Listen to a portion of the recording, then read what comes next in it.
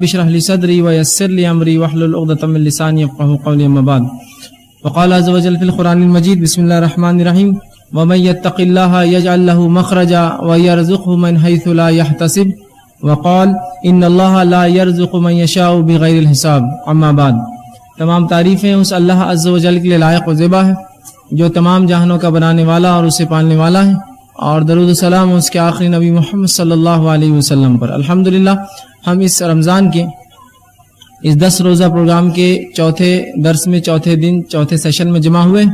انشاءاللہ العزیز جو اعلان کیا گیا تھا کہ اس کا دوسرا جو حصہ ہوگا اس میں آپ کے سامنے جو ہے رزق کی کنجیاں اس عنوان پر کچھ باتیں رکھنے کی کوشش کروں گا.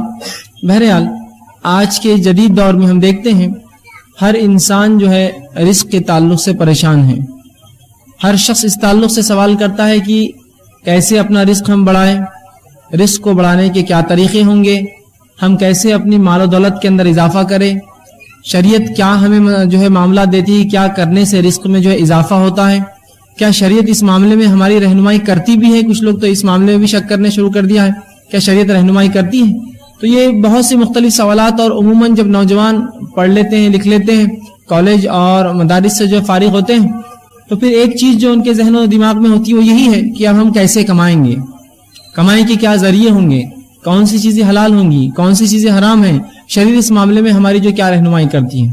لیکن چونکہ اس مسئلے پر جو ہے لوگوں نے روشنی ڈالنا چھوڑ دی کہ حصول رزق کے لیے، رزق میں اضافے کے لیے ہم کیا کریں، شریعت اس معاملے میں ہماری کیا رہنمائی کرتی ہے، چونکہ اس تعلق سے ہمیں بتایا جانا چھوڑ دیا گیا یا اس تعلق سے ہم نے علم حاصل نہ کیا، تو بہت سی بار ایک سوال جو ذہن میں عموماً کھٹکتا ہے وہ یہ ہے کہ اگر ہم شریعت پر اور دین پر چلیں گے، ایک اچھے مسلمان بن کر زندگی گزاریں گے تو ہمارے رزق میں کمی ہو جائیں گی.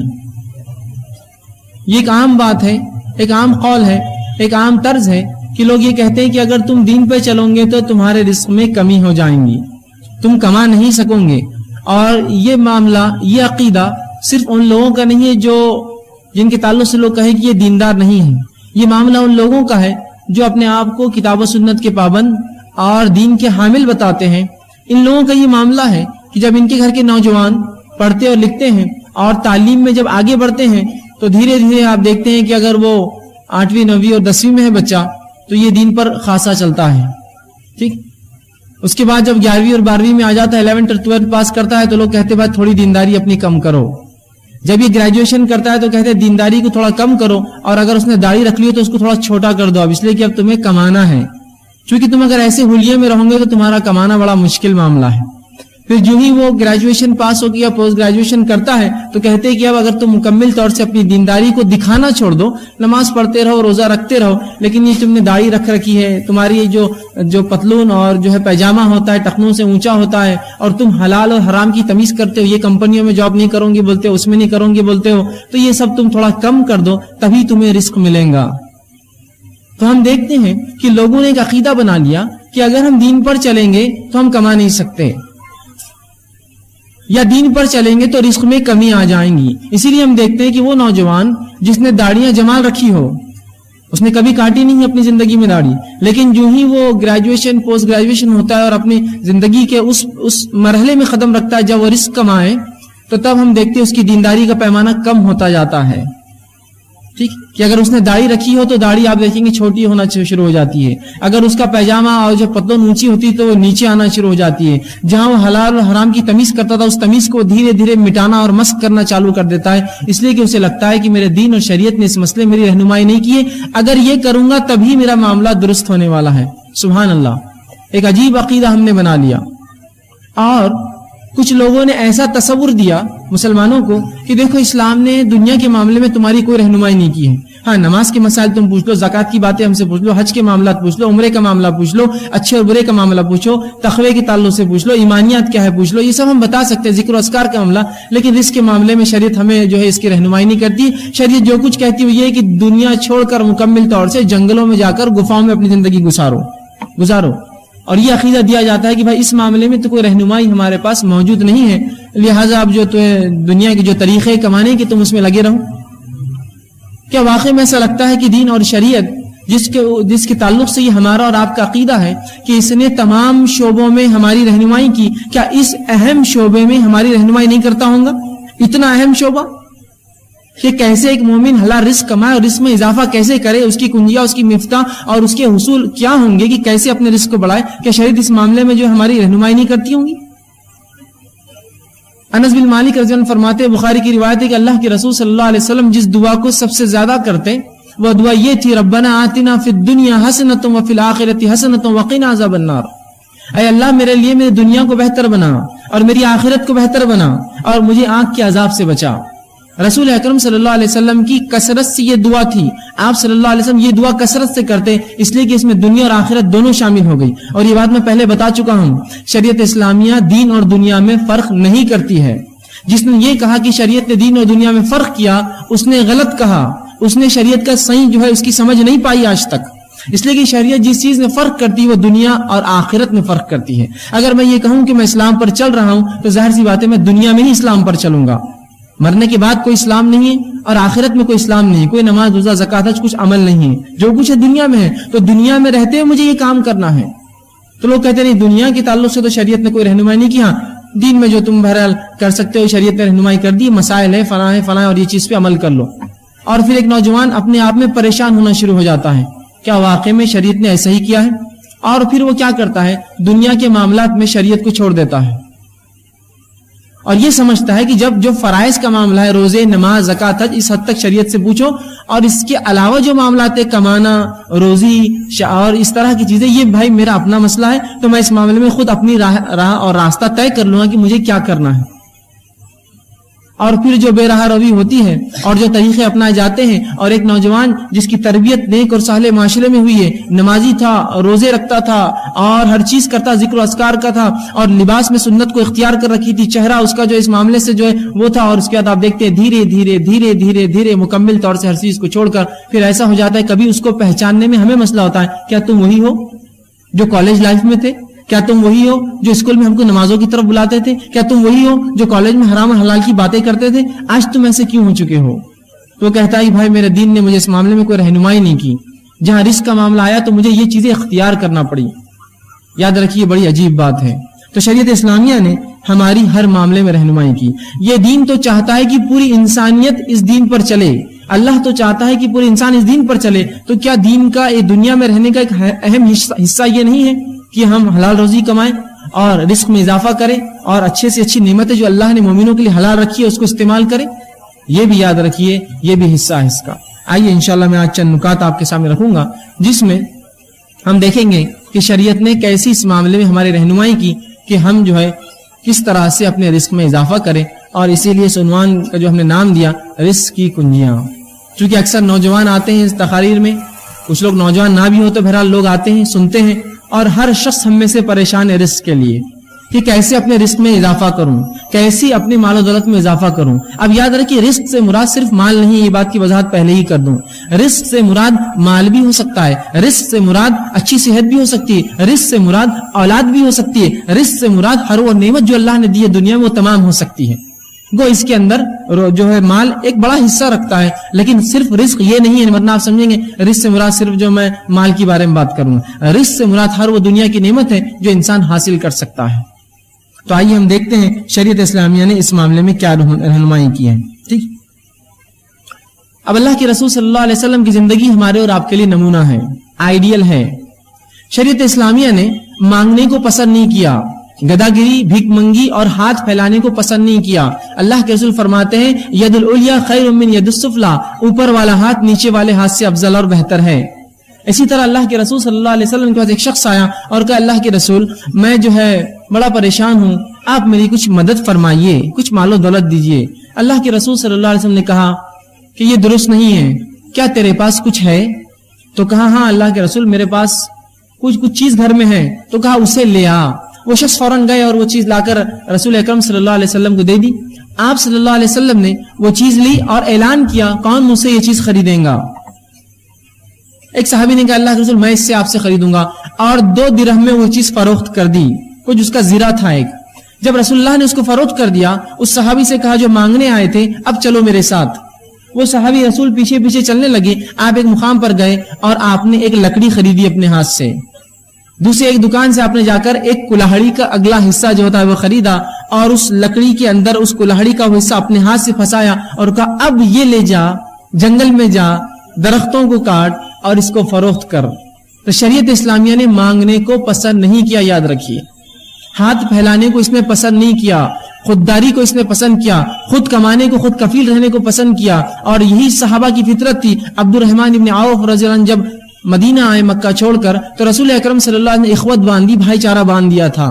جن سے ان کا بھائی چارہ باندھا گیا اس شخص نے کہا کہ بھائی میری دولت کا حصہ, باغ کا حصہ, اور چاہے تو میری بیوی جو میں سے ایک سے زیادہ ہے تم اس میں سے ایک میں طلاق دیتا ہوں, شادی نکاح کر لو عدت کے بعد. تو کہا نہیں, مجھے تم بازار کا راستہ بتا دو, بس مجھے یہ کافی ہے.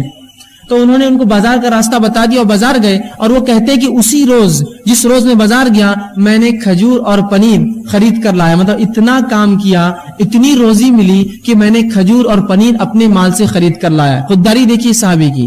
گو یہاں انصار تیار تھے اپنا مال و دولت آدھا کرنے کو, لیکن مہاجر وہیں اتنے خوددار تھے, لینے کو تیار نہیں تھے اس چیز کو. خود گئے بازار سے وہ کر کے لایا. تو شریعت تو یہ پسند کرتی ہے کہ انسان خود کمائے, کسی کے اوپر جو ہے وہ ڈیپینڈ نہ رہے. اور یہی معاملہ اللہ کے رسول صلی اللہ علیہ وسلم کا تھا. جب لوگ اسلام میں آتے تو آپ ان کو غنی کر دیتے, کچھ دے کر ایسا کر دیتے کہ وہ خود کفیل ہو جاتا, پھر مانگنے کی نوبت نہ آتی. جو لوگ تنگ کرتے, تکلیفیں دیتے, جو اسلام لاتے, رسول اکرم صلی اللہ علیہ وسلم یہی کرتے. زکوٰۃ کا نظم بھی اسی کی ایک جو ہے علامت ہے.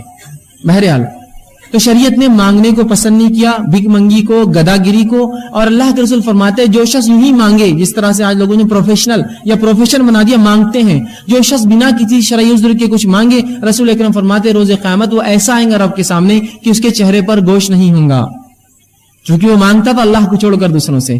تو کمانے کو شریعت نے پسند کیا, حلال روزی کے لیے کوشش کریں. اب آئیے چند وہ حصول جس کے ذریعے, جس کے کرنے سے اپنی روزی میں ہم بڑھوتری کر سکتے, بڑھا سکتے ہیں, یا جتنا ہم کماتے ہیں اس کے اندر برکت آ سکتی ہے. دونوں ہی باتیں ایک ساتھ بول رہا ہوں میں, ورنہ کچھ لوگ کہیں گے اب آپ نے تو اصول بتا دیے, ہم نے اس پر عمل کرنے کی کوشش کی, لیکن کچھ نظر تو نہیں آیا کہ تنخواہ 5 سے 6 ہزار تو آج تک نہیں ہوئی. تو میں رزق کے حصول بتاؤں گا, تنخواہ بڑھانے کے حصول نہیں بتاؤں گا. رزق, اور رزق میں اولاد بھی شامل ہے, اچھی صحت شامل ہے, دنیا کی نعمتیں اور مال بھی شامل ہے. تو رزق کے حصول کیسے ہم رزق کمائیں, اور ساتھ میں جتنا آپ کماتے ہوں گے اللہ اس میں برکت بھی دیں گا. یہ بات آپ نے دیکھی ہوں گی, میں بھی دیکھ چکا ہوں کہ وہ کچھ لوگ ہوتے ہیں جن کی تنخواہیں بڑی کم ہوتی ہیں, لیکن اللہ ایسی برکت دیتا ہے ان کے تھوڑی سی کمائی میں کہ وہ خود بھی اپنا کر لیتے ہیں, لوگوں کو صدقہ اور خیرات بھی کرتے ہیں, پڑوسیوں کی مدد بھی کرتے ہیں, اللہ کے دین پر بھی خرچ کرتے ہیں, حالانکہ بہت قلیل تنخواہیں, بہت تھوڑی تھوڑی تنخواہیں ہوتی ہیں. یہ بات میں نے خود دیکھی ہے. تو وہ جو حصول میں انشاءاللہ آپ کے سامنے رکھوں گا, جو باتیں بتاؤں گا, اس پر عمل کیا جائے تو یا تو آپ کے رزق میں اللہ بڑھوتری کریں گا, یا جتنا ہے اس میں ایسی عظیم برکت دیں گا کہ آپ خوش اور مطمئن ہو جائیں گے اس رزق سے. یہ بڑی اہم بات ہے. اب یقیناً ایک درس میں, ایک لیکچر میں مکمل پورے شرائط, پورے اصول بتانا میرے لیے ناممکن ہے. تو میں نے 10 کو چنا ہے, 10 ایسے اصول, ایسی باتیں, ایسی کنجیاں رزق کی, جس کو اگر ہم اصولوں کو مان لے, اس کے مطابق زندگی گزارے, اس پر عمل پیرا ہو, اور دل میں یہ اعتماد اور توکل رکھے, بھروسہ رکھے کہ اللہ اس کے ذریعے دیں گا, تو انشاءاللہ العزیز ضرور ہمارے رزق میں جو ہے بڑھوتری ہوں گی, اللہ اس میں ضرور برکت دینے والا ہے.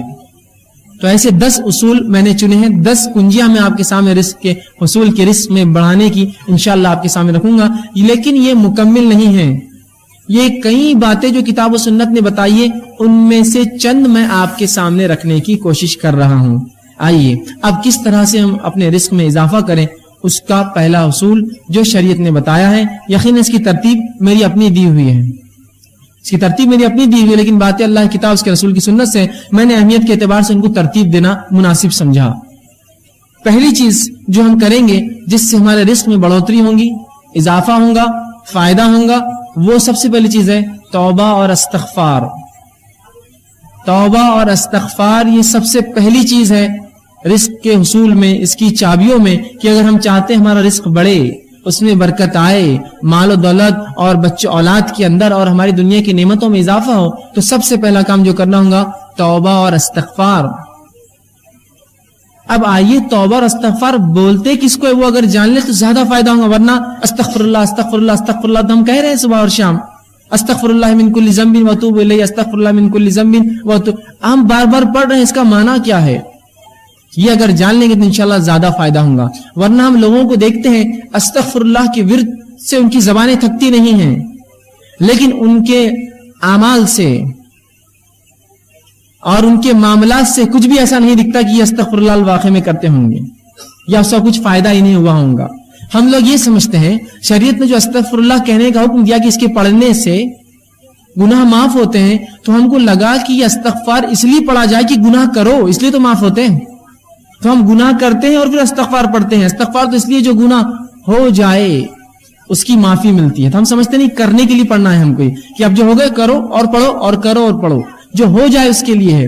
اور استغفار صرف الفاظ نہیں ہے، اس سے انسان کے معاملات بھی چھلکے کہ واقعی میں یہ توبہ کر چکا ہے، توبہ کرتا ہے. اس سے اس کے اعمال میں لگے کہ واقعی میں اس نے اپنی زندگی کی روش بدل دی، استغفار کرتا ہے. توبہ استغفار جس کو کہتے ہیں یہ توبہ اس کا معنی ہوتا ہے. تو توبہ اور استغفار صرف الفاظ نہیں، یاد رکھیے. علامہ جو ہے راغب اصفہانی اور امام نووی رحمہ اللہ توبہ کے لیے چند شرائط لکھتے ہیں. توبہ کے لیے وہ لوگ کہتے ہیں کہ 4 شرائط ہے، ان شرائط کو جب پورا کیا جائے گا تب استغفار ہوا، تب اصل توبہ ہوئی. آئیے پہلی شرط وہ لکھتے ہیں وہ یہ ہے کہ گناہوں کو ان کی برائی کی وجہ سے انسان چھوڑے.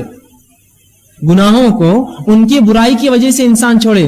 اس لیے گناہ نہ چھوڑے کہ اب بچیاں بڑی ہوگی، شادی کا مسئلہ آئیں گا، اگر باپ گناہ گار رہیں گا تو بچوں کو نکاح کے پیغام نہیں آئیں گے. نہیں، اس لیے نہ چھوڑے. گناہوں کو ان کی برائی کی وجہ سے انسان چھوڑے، اس سے استغفار اور اس سے توبہ کرے. یہ نہیں کہ اب تو مجبوری ہے کہ اب مجھے گناہ چھوڑنا ہے، تو گناہوں کو ان کی برائی کی وجہ سے ترک کرے. اور پہلی شرط اپنی غلطی پر نادم ہو.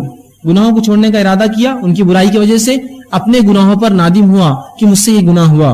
دوسرا وہ لکھتے ہیں آئندہ نہ کرنے کا عزم کیا، اب انشاءاللہ آئندہ میں وہ گناہ نہیں کروں گا. تیسری شرط اگر بندوں کا معاملہ تھا تو وہ لے جا کر اس معاملے کو واپس کر دے. بندوں کا آپس میں کچھ ہوا، مال لے لیا تھا، جائیداد لے لی تھی، زمین لے لی تھی، کچھ ایسا کام کیا تھا جو بندوں کا معاملہ تھا، اس معاملے کو جتنا ہو سکے لوٹا دے اس بندے کو جا کر. اور چوتھا وہ کہتے ہیں، بلکہ پہلی شرط وہی تو میں نے پہلے آپ سے کہی کہ گناہوں کو ان کی معصیت کی وجہ سے چھوڑے. دوسرا گناہوں پر نادم ہو. تیسرا جو ہے گناہوں کو جو ہے پھر دوبارہ نہ کرنے کا عزم کرے. اور چوتھا اگر حقوق العباد بندوں کا معاملہ ہو تو اس معاملے کو، اس چیز کو واپس لوٹا دے. یہ ہے استغفار، یہ ہے توبہ. تو اب توبہ کو یہ مت سمجھیے، کچھ لوگوں کو تو یہ بھی نہیں پتا توبہ ہوتی کیا ہے. وہ سمجھتے ہیں کہ نماز پڑھ لو، پھر نماز کے بعد ادھر ادھر دیکھو کوئی دیکھ رہا تو نہیں ہے آپ کو، اور اگر نہ دیکھ رہا تو جلدی سے دونوں ہاتھ لیتے ہیں اور گالوں کو دونوں طرف یوں کچھ تو بھی کرتے رہتے توبہ توبہ توبہ. یہ توبہ نہیں ہے. یہ تو بچوں کو نصیحت کے لیے سکھایا جاتا ہے کہ آئندہ ایسی غلطی نہ کرے، چلو توبہ کرو. یہ توبہ نہیں ہے. تو گو امت کو توبہ کا تصور بھی نہیں ہے کہ اس کے اصول کیا ہے، وہ ہوتی کیسے، اس کا معاملہ کیا ہے. وہ سمجھتے گالوں پر ہاتھ لگانا یہ توبہ ہے. یہ توبہ نہیں، یاد رکھیے. توبہ کی 4 شرائط ہے استغفار کی. آئیے اب جو استغفر اللہ یا استغفار ہے یہ حصول رزق کا ذریعہ ہے. یہ کرنے سے رزق میں اضافہ ہوتا ہے. اس کے دلائل کیا ہیں؟ آئیے ہم قرآن سے دیکھتے ہیں. اللہ رب العزت قرآن میں فرماتا ہے سورہ نوح سورہ نمبر 71 اور آیت نمبر 10 سے لے کر 16 میں اللہ فرماتا ہے اور کہتا ہے فَقُلْتُ اسْتَغْفِرُوا رَبَّكُمْ إِنَّهُ كَانَ غَفَّارًا. پھر آگے فرماتا يُرْسِلِ السَّمَاءَ عَلَيْكُمْ مِدْرَارًا وَيُمْدِدْكُمْ بِأَمْوَالٍ وَبَنِينَ وَيَجْعَلْ لَكُمْ جَنَّاتٍ وَيَجْعَلْ لَكُمْ أَنْهَارًا. یہ واقعہ یوں ہے کہ نوح علیہ الصلوۃ والسلام نے اپنی قوم کو دعوت دی، اسلام کا پیغام پہنچایا، قوم نے انکار کیا. اس کے بعد اللہ رب العزت کے سامنے نوح علیہ السلام جاتے ہیں اور کہتے ہیں اے اللہ یہ رپورٹ ہے میری، یہ کنکلوژن ہے میرا اس قوم کے تعلق سے کہ اے میرے رب، انہوں نے کہا فَقُلْتُ اسْتَغْفِرُوا رَبَّكُمْ إِنَّهُ كَانَ غَفَّارًا. اے اللہ میں نے اس قوم کو بار بار کہا اے میری قوم اپنے رب سے توبہ کرو اپنی شرک اور گناہوں کی وجہ سے، یقیناً وہ تم کو معاف کرنے والا ہے. اب اگر تم استغفار کرو گے تو فائدہ کیا ہوگا؟ فرمایا یرسل السماء علیکم مدرارا. اگر تم استغفار کرو گے میری قوم تو اللہ آسمان سے تمہارے لیے بارش برسائیں گا. یرسل السماء علیکم مدرارا، موسلا دھار زبردست بارش برسائیں گا. پہلا فائدہ استغفار کا. پھر آگے اللہ نے کہا، نوح علیہ السلام کہتے ہیں مدرارا وَيُمْدِدْكُمْ بِأَمْوَالٍ وَبَنِينَ، اور اللہ تمہارے مال میں اور اولاد میں اضافہ کریں گا، بالخصوص مال میں اور لڑکوں میں تمہارے اضافہ کریں گا. کیا کرو گے تو؟ استغفار کرو گے تو. وَيَجْعَلْ لَكُمْ جَنَّاتٍ وَيَجْعَلْ لَكُمْ أَنْهَارًا، اور تمہارے لیے بہترین باغ بنائیں گا، باغات کو نکالیں گا. وَيَجْعَلْ لَكُمْ أَنْهَارًا، اور تمہارے لیے بہترین نہریں نکالیں گا. اگر کیا کرو گے تو؟ استغفار. اے میری قوم اگر تم یہ کر لو تو آسمان سے بارش پاؤں گے، مال میں اضافہ پاؤں گے، اولاد اور لڑکوں میں اضافہ پاؤں گے، اور تمہیں بہترین باغ اللہ دے گا، اچھی نعمتیں دے گا، اور جو ہے تمہارے لیے جو ہے نہریں نکالیں گا ان باغوں میں۔ استغفار کے دیکھیے نوح علیہ السلام نے اپنی قوم کو کیا فائدے بتائے۔ یہاں کا پورے رزق میں جو چیزیں آتی ہے، بارش کا برسنا ایک بنیادی اصول ہے رزق کے لیے۔ آج بھی اگر انسان ٹیکنالوجی میں اور کسی بھی چیز میں جتنی ہی آگے بڑھ چکی ہو، لیکن آج بھی آسمان کی طرف نگاہ سب کی ہوتی ہے۔ اگر بارش نہ برسے اور آپ کہیں گے کہ بھائی مجھے کیا فرق پڑتا ہے، میں تھوڑی کاشتکار ہوں، آپ کاشتکار نہ بھی ہو تو جب آپ بازار سبزی خریدنے جائیں گے تو آپ کہیں گے واقعی میں بارش نہ ہونے کا نقصان ہے۔ تو رزق بڑھاتا ہے اللہ رب العزت انسانیت کے لیے، توبہ اگر قوم کرے تو یہاں اللہ رب العزت دیکھیے کہ فرما رہا ہے کہ اگر توبہ کرو تو بارش برسائیں گا، اور اس کے بعد فرمایا کہ وہ تم کو مال میں اور اولاد میں اضافہ دیں گا۔ تو اگر اصول رزق، اگر ہم مال میں بڑھوتری چاہتے ہیں، اولاد میں اضافہ چاہتے ہیں، استغفار کریں۔ حسن بصری رحمہ اللہ یہ کبار تابعین میں سے ہے، ان کے پاس ایک شخص اور کہا ہے حسن ہمارے علاقے میں قحط سالی ہے، میں کیا کروں؟ تو کہا استغفار کر، توبہ کر۔ دوسرا ایک شخص کہا اے حسن مجھے رزق میں تنگی ہے، مال میں تنگی ہے، کیا کروں؟ تو کہا جا استغفار کر۔ چوتھا تیسرا شخص کہا اے حسن میرے باغ سوکھ چکے ہیں، میں کیا کروں اس کے لیے، حل بتاؤ شرعی، استغفار کر۔ ایک شخص اور کہا کہ مجھے اولاد نہیں ہے، لڑکے نہیں، کیا کروں؟ تو کہا جا استغفار کر۔ تو ان کے شاگردوں نے پوچھا اے استاد، اے حسن بصری، تم نے 4 لوگ آئے، 4 سوال کیا، اولاد نہیں، کسی نے کہا قحط کا کہا، کسی نے کہا باغ میں میرے جو ہے سوکھا پڑ چکا ہے، اور کسی نے مال کے تعلق سے کہا، تم نے سب کو ایک ہی جواب دیا استغفار کرو، استغفار کرو، استغفار کرو۔ تو کہا میں نے کوئی بات اپنے دل سے تھوڑی کہی ہے، اور فوراً انہوں نے قرآن کی اس آیت کو تلاوت کی، قُلْتُ اسْتَغْفِرُوا رَبَّكُمْ إِنَّهُ كَانَ غَفَّارًا يُرْسِلِ السَّمَاءَ عَلَيْكُمْ مِدْرَارًا، کہ تم اے میری قوم تم اللہ سے توبہ کرو، استغفار کرو، وہ تم پر موسلادھار بارش دیں گا۔ تو اگر ہم بارش چاہتے ہیں استغفار کریں، ہم مال چاہتے ہیں استغفار کریں، اولاد چاہتے ہیں استغفار کریں جو بے اولاد ہے، اور اگر جنت یا اس کا باغ سوکھ رہا ہے، اگر اسے مال نہیں آتا جبکہ آس پاس آتا ہے، استغفار کرے۔ تو یہاں حصول رزق کے لیے، رزق میں بڑھوتری کے لیے، اولاد میں بڑھوتری کے لیے، بارش کے ہونے کے لیے، اپنے باغ اور اپنی تجارت میں فائدے کے لیے استغفار اصول بتایا گیا ہے۔ توبہ کرو اپنے رب سے، توبہ کی چاروں شرائط کے ساتھ۔ نہیں تو میں استغفر اللہ استغفر اللہ استغفر اللہ تو کر رہا ہوں، لیکن انہی استغفر اللہ کے دوران میں گناہ کرتا ہوں۔ استغفر اللہ کی تسبیح چل رہی، کسی کا فون آیا، جھوٹ بول دیا، کہاں آپ نے توبہ کی اپنے رب سے؟ استغفر اللہ تو میں پڑھ رہا ہوں، لوگوں کو دھوکہ دے رہا ہوں، کہاں آپ نے استغفر اللہ کیا؟ آپ نے معنی ہی نہیں سمجھا آپ نے اس کا۔ تو صحیح معنوں میں اگر استغفر اللہ ہم کریں گے تو اس کا فائدہ انشاءاللہ عزیز ہمیں زبردست ہوگا۔ مال میں اضافہ، اولاد میں اضافہ، کھیتی باڑی میں ہمارے اضافہ، تجارت میں اضافہ، بہت اس کے فائدے اللہ بارش دے گا۔ آئیے اللہ کے رسول صلی اللہ علیہ وسلم فرماتے ہیں، مسند احمد اور ابو داؤد کی روایت ہے، عبداللہ ابن عباس رضی اللہ عنہ اس حدیث کے راوی، اور وہ کہتے ہیں اللہ کے رسول صلی اللہ علیہ وسلم نے فرمایا، تم جس نے کثرت سے اپنے گناہوں کی توبہ کی، جس نے کثرت سے استغفار کیا، اے اللہ مجھ سے گناہ ہو رہے مجھے معاف کر، کثرت سے۔ اور اللہ کے رسول دن میں سے 70 سے زائد مرتبہ توبہ اور استغفار کرتے، ایک روایت میں 100 سے زائد مرتبہ۔ نبی اکرم صلی اللہ علیہ وسلم گناہ نہیں کرتے تھے، یہ قوم کو تعلیم تھی کہ جب تمہارا نبی معصوم ہونے کے بعد اتنا استغفار کرتا ہے تم اس سے زیادہ کرو۔ تو توبہ اور استغفار کر دیا اللہ کے رسول۔ تو کہا کہ جو کثرت سے اللہ سے اپنے گناہوں کی توبہ کرے، استغفار کرے، پہلا فائدہ اللہ اس کو ہر غم سے نجات دیں گا۔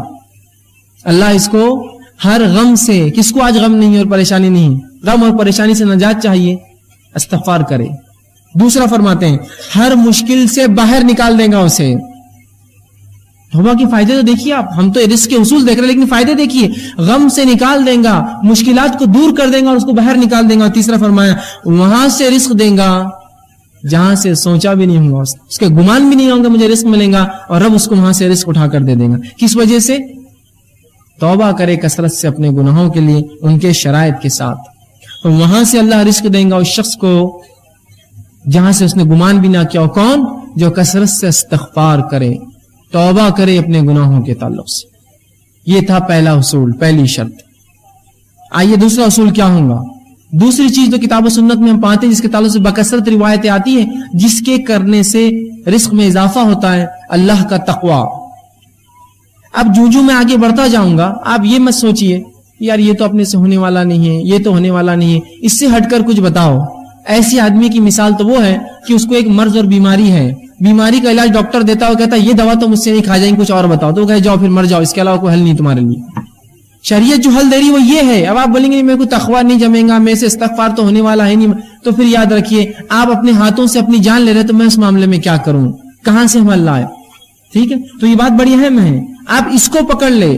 شریعت کے پاس حل ہے, اگر آپ نہ لینا چاہیں یہ آپ کی مرضی ہے, شریعت نے حل دے دیا. اب آپ ان کو چھوڑ کر 1000 جگہ سر پٹکیے, یاد رکھیے واپس لوٹ کر یہی آنا پڑے گا آپ کو. اصول یہی ہے, نہیں میں کیا کروں گا, فلاں کر لوں گا, بینک سے کر لوں گا, یہاں آپ کچھ کر لیجئے. اگر یہ نہ کیا آپ سب کچھ کر لیجئے, اس کے بعد آ کر یہی ٹکنا پڑے گا اور پچھتا کر سر نیچے رکھ کر یہی سوچنا پڑے گا اب میں کیا کروں, میرے رب نے میرے لیے کیا احکامات دیے. تو اگر یہ ہم اپنی زندگیوں میں لا لے تو بڑا فائدہ ہوگا. استغفار کو مشکل چیز نہیں, یاد رکھیے. اس کے لیے کوئی آپ کو گھر بار چھوڑ کر رات میں 3 بجے 2 بجے اٹھ کر نہیں جانا ہے. چلتے پھرتے اٹھتے بیٹھتے اللہ گناہ ہو گیا, بس اب توبہ, میں اب نہیں کرنے کو, استغفر اللہ مجھ سے گناہ ہو گیا, میں نہیں کروں گا. اللہ کم از کم کچھ نہ ہو سکے تو نمازوں کے بعد فرض 3 مرتبہ رسول اللہ زور اللہ اکبر ایک بار کہتے اور کہتے استغفر اللہ, اتنا تو کہہ سکتے ہیں. 15 بار تو یہی ہو جائیں گا 5 نمازوں کے بعد. رسول اللہ 70 یا ایک روایت میں 100 سے زیادہ بار یہ پڑھتے تھے. کوشش کیجیے. دوسرا اصول تقوی اختیار کریں. اب تقوی کیا ہے؟ تقوی اللہ کا ڈر ہے. تقوی کیا ہے؟ تقوی اللہ کا پاس و لحاظ ہے. پاس و لحاظ سمجھتے ہیں آپ؟ اگر ایک بوڑھا انسان آپ کے سامنے آ کر کھڑا ہو جائے اور آپ کرسی پہ بیٹھے ہیں تو آپ اس کا پاس و لحاظ کرتے ہیں, خود اٹھ جاتے ہیں, جناب آپ بیٹھ جائیں. اس کو کہتے ہیں تقوی. پاس و لحاظ رکھنا, اللہ کا ڈر, اللہ کا پاس و لحاظ. ٹھیک, تو تقوی اختیار کرے. تقوی کے معنی کے تعلق سے کئی باتیں آتی. امام نووی رحمہ اللہ لکھتے ہیں تقوی کے تعلق سے کہتے ہیں اللہ تعالیٰ کے احکامات پر عمل کرنا, جن باتوں سے اس نے روکا ان باتوں سے رک جانا, اور ہر وہ کام جس سے اللہ کی ناراضگی یا عذاب آتا ہے ان سے بچنا, یہ تقوی ہے. تقوی کیا ہے؟ ہر وہ کام جو اللہ نے حکم دیا اس کا کرنا, ہر وہ کام جس سے روکا اس سے رکنا, اور اس کے علاوہ جن تمام کاموں کے کرنے سے اللہ کی ناراضگی ملتی ہے, عذاب ملتا ہے, ان کاموں سے رکنا. اس کو تقوی کہتے ہیں عربی میں. تو ہم اب جو اللہ نے کہا وہ کرے, جس سے روکا اس سے رکے, اور ہم ہر وہ کام جس سے عذاب ملتا ہے اس سے اجتناب کرے, یہ تقوی ہے. تو ہم تقوی اختیار کریں. دوسرا اصول یاد رکھیے. آئیے تقوی کے تعلق سے کہ یہ رزق کا حصول ہے, رزق اس سے بڑھتا ہے. مختلف مقامات پر قرآن حدیث میں اس کے حوالے ملیں گے. میں چند حوالے آپ کے سامنے رکھتا ہوں. اللہ رب العزت سورۃ طلاق سورہ نمبر 65 اس کی آیت نمبر 2 اور 3 میں کہتا ہے وَمَن يَتَّقِ اللَّهَ يَجْعَل لَّهُ مَخْرَجًا وَيَرْزُقْهُ مِنْ حَيْثُ لَا يَحْتَسِبُ. کیا فرمانا دیکھیے, وَمَن يَتَّقِ اللَّهَ, جو اللہ کا ڈر اور پاس و لحاظ اختیار کرے, يَجْعَل لَّهُ مَخْرَجًا, اللہ اس کو ہر غم سے باہر نکال دے گا, وَيَرْزُقْهُ مِنْ حَيْثُ لَا يَحْتَسِبُ, اور اس کو وہاں سے روزی دے گا جہاں سے اس نے کبھی گمان بھی نہیں کیا ہوگا. کیا فرمایا؟ وَمَن يَتَّقِ اللَّهَ يَجْعَل لَّهُ مَخْرَجًا, جو اللہ پر جو ہے اس کا تقوی اختیار کرے گا اللہ اس کو ہر غم سے نجات دے گا.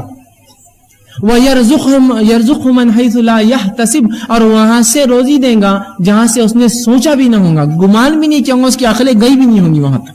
صرف ایک عمل کیجئے, تقوی اختیار کیجئے, زبردست عظیم فائدے کہ وہاں سے رزق دیں گا جہاں سے سوچا نہ ہوگا, اور ہر غم سے اس کو نجات دیں گا. اس آیت کے تعلق سے یجعل لہ مخرجا کے تعلق سے عبداللہ ابن عباس رضی اللہ عنہ فرماتے ہیں, اس کی تفسیر میں کہتے ہیں اس کو دنیا اور آخرت کے ہر غم سے باہر نکالیں گا, یجعل لہ مخرجا کے تعلق سے. اور اسی آیت کے اس جملے کی تفسیر میں عبداللہ ابن مسعود رضی اللہ عنہ فرماتے ہیں اور کہتے ہیں ان اکبر آیات من قرآن فرجا, غموں کو, مصیبتوں کو اور پریشانیوں کو دور کرنے والی قرآن کی سب سے عظیم آیت ہے وَمَن يَتَّقِ اللَّهَ يَجْعَل لَّهُ مَخْرَجًا وَيَرْزُقْهُ مِنْ حَيْثُ لَا يَحْتَسِبُ. جو شخص اللہ کا تقوی ڈر اختیار کرے اللہ کیا کرتا ہے اس کے لیے, يَجْعَل لَّهُ مَخْرَجًا, ہر غم سے نکلنا, ہر مشکل سے نکلنا آسان کرتا ہے, وَيَرْزُقْهُ مِنْ حَيْثُ لَا يَحْتَسِبُ, اور وہاں سے روزی دیتا ہے جہاں سے اس نے گمان بھی نہیں کیا تھا. تقوی اختیار کیجیے, اللہ کا عظیم فائدے اس دنیا میں اٹھائیے, عظیم فائدے, ہر غم سے نجات اور رزق میں اضافہ.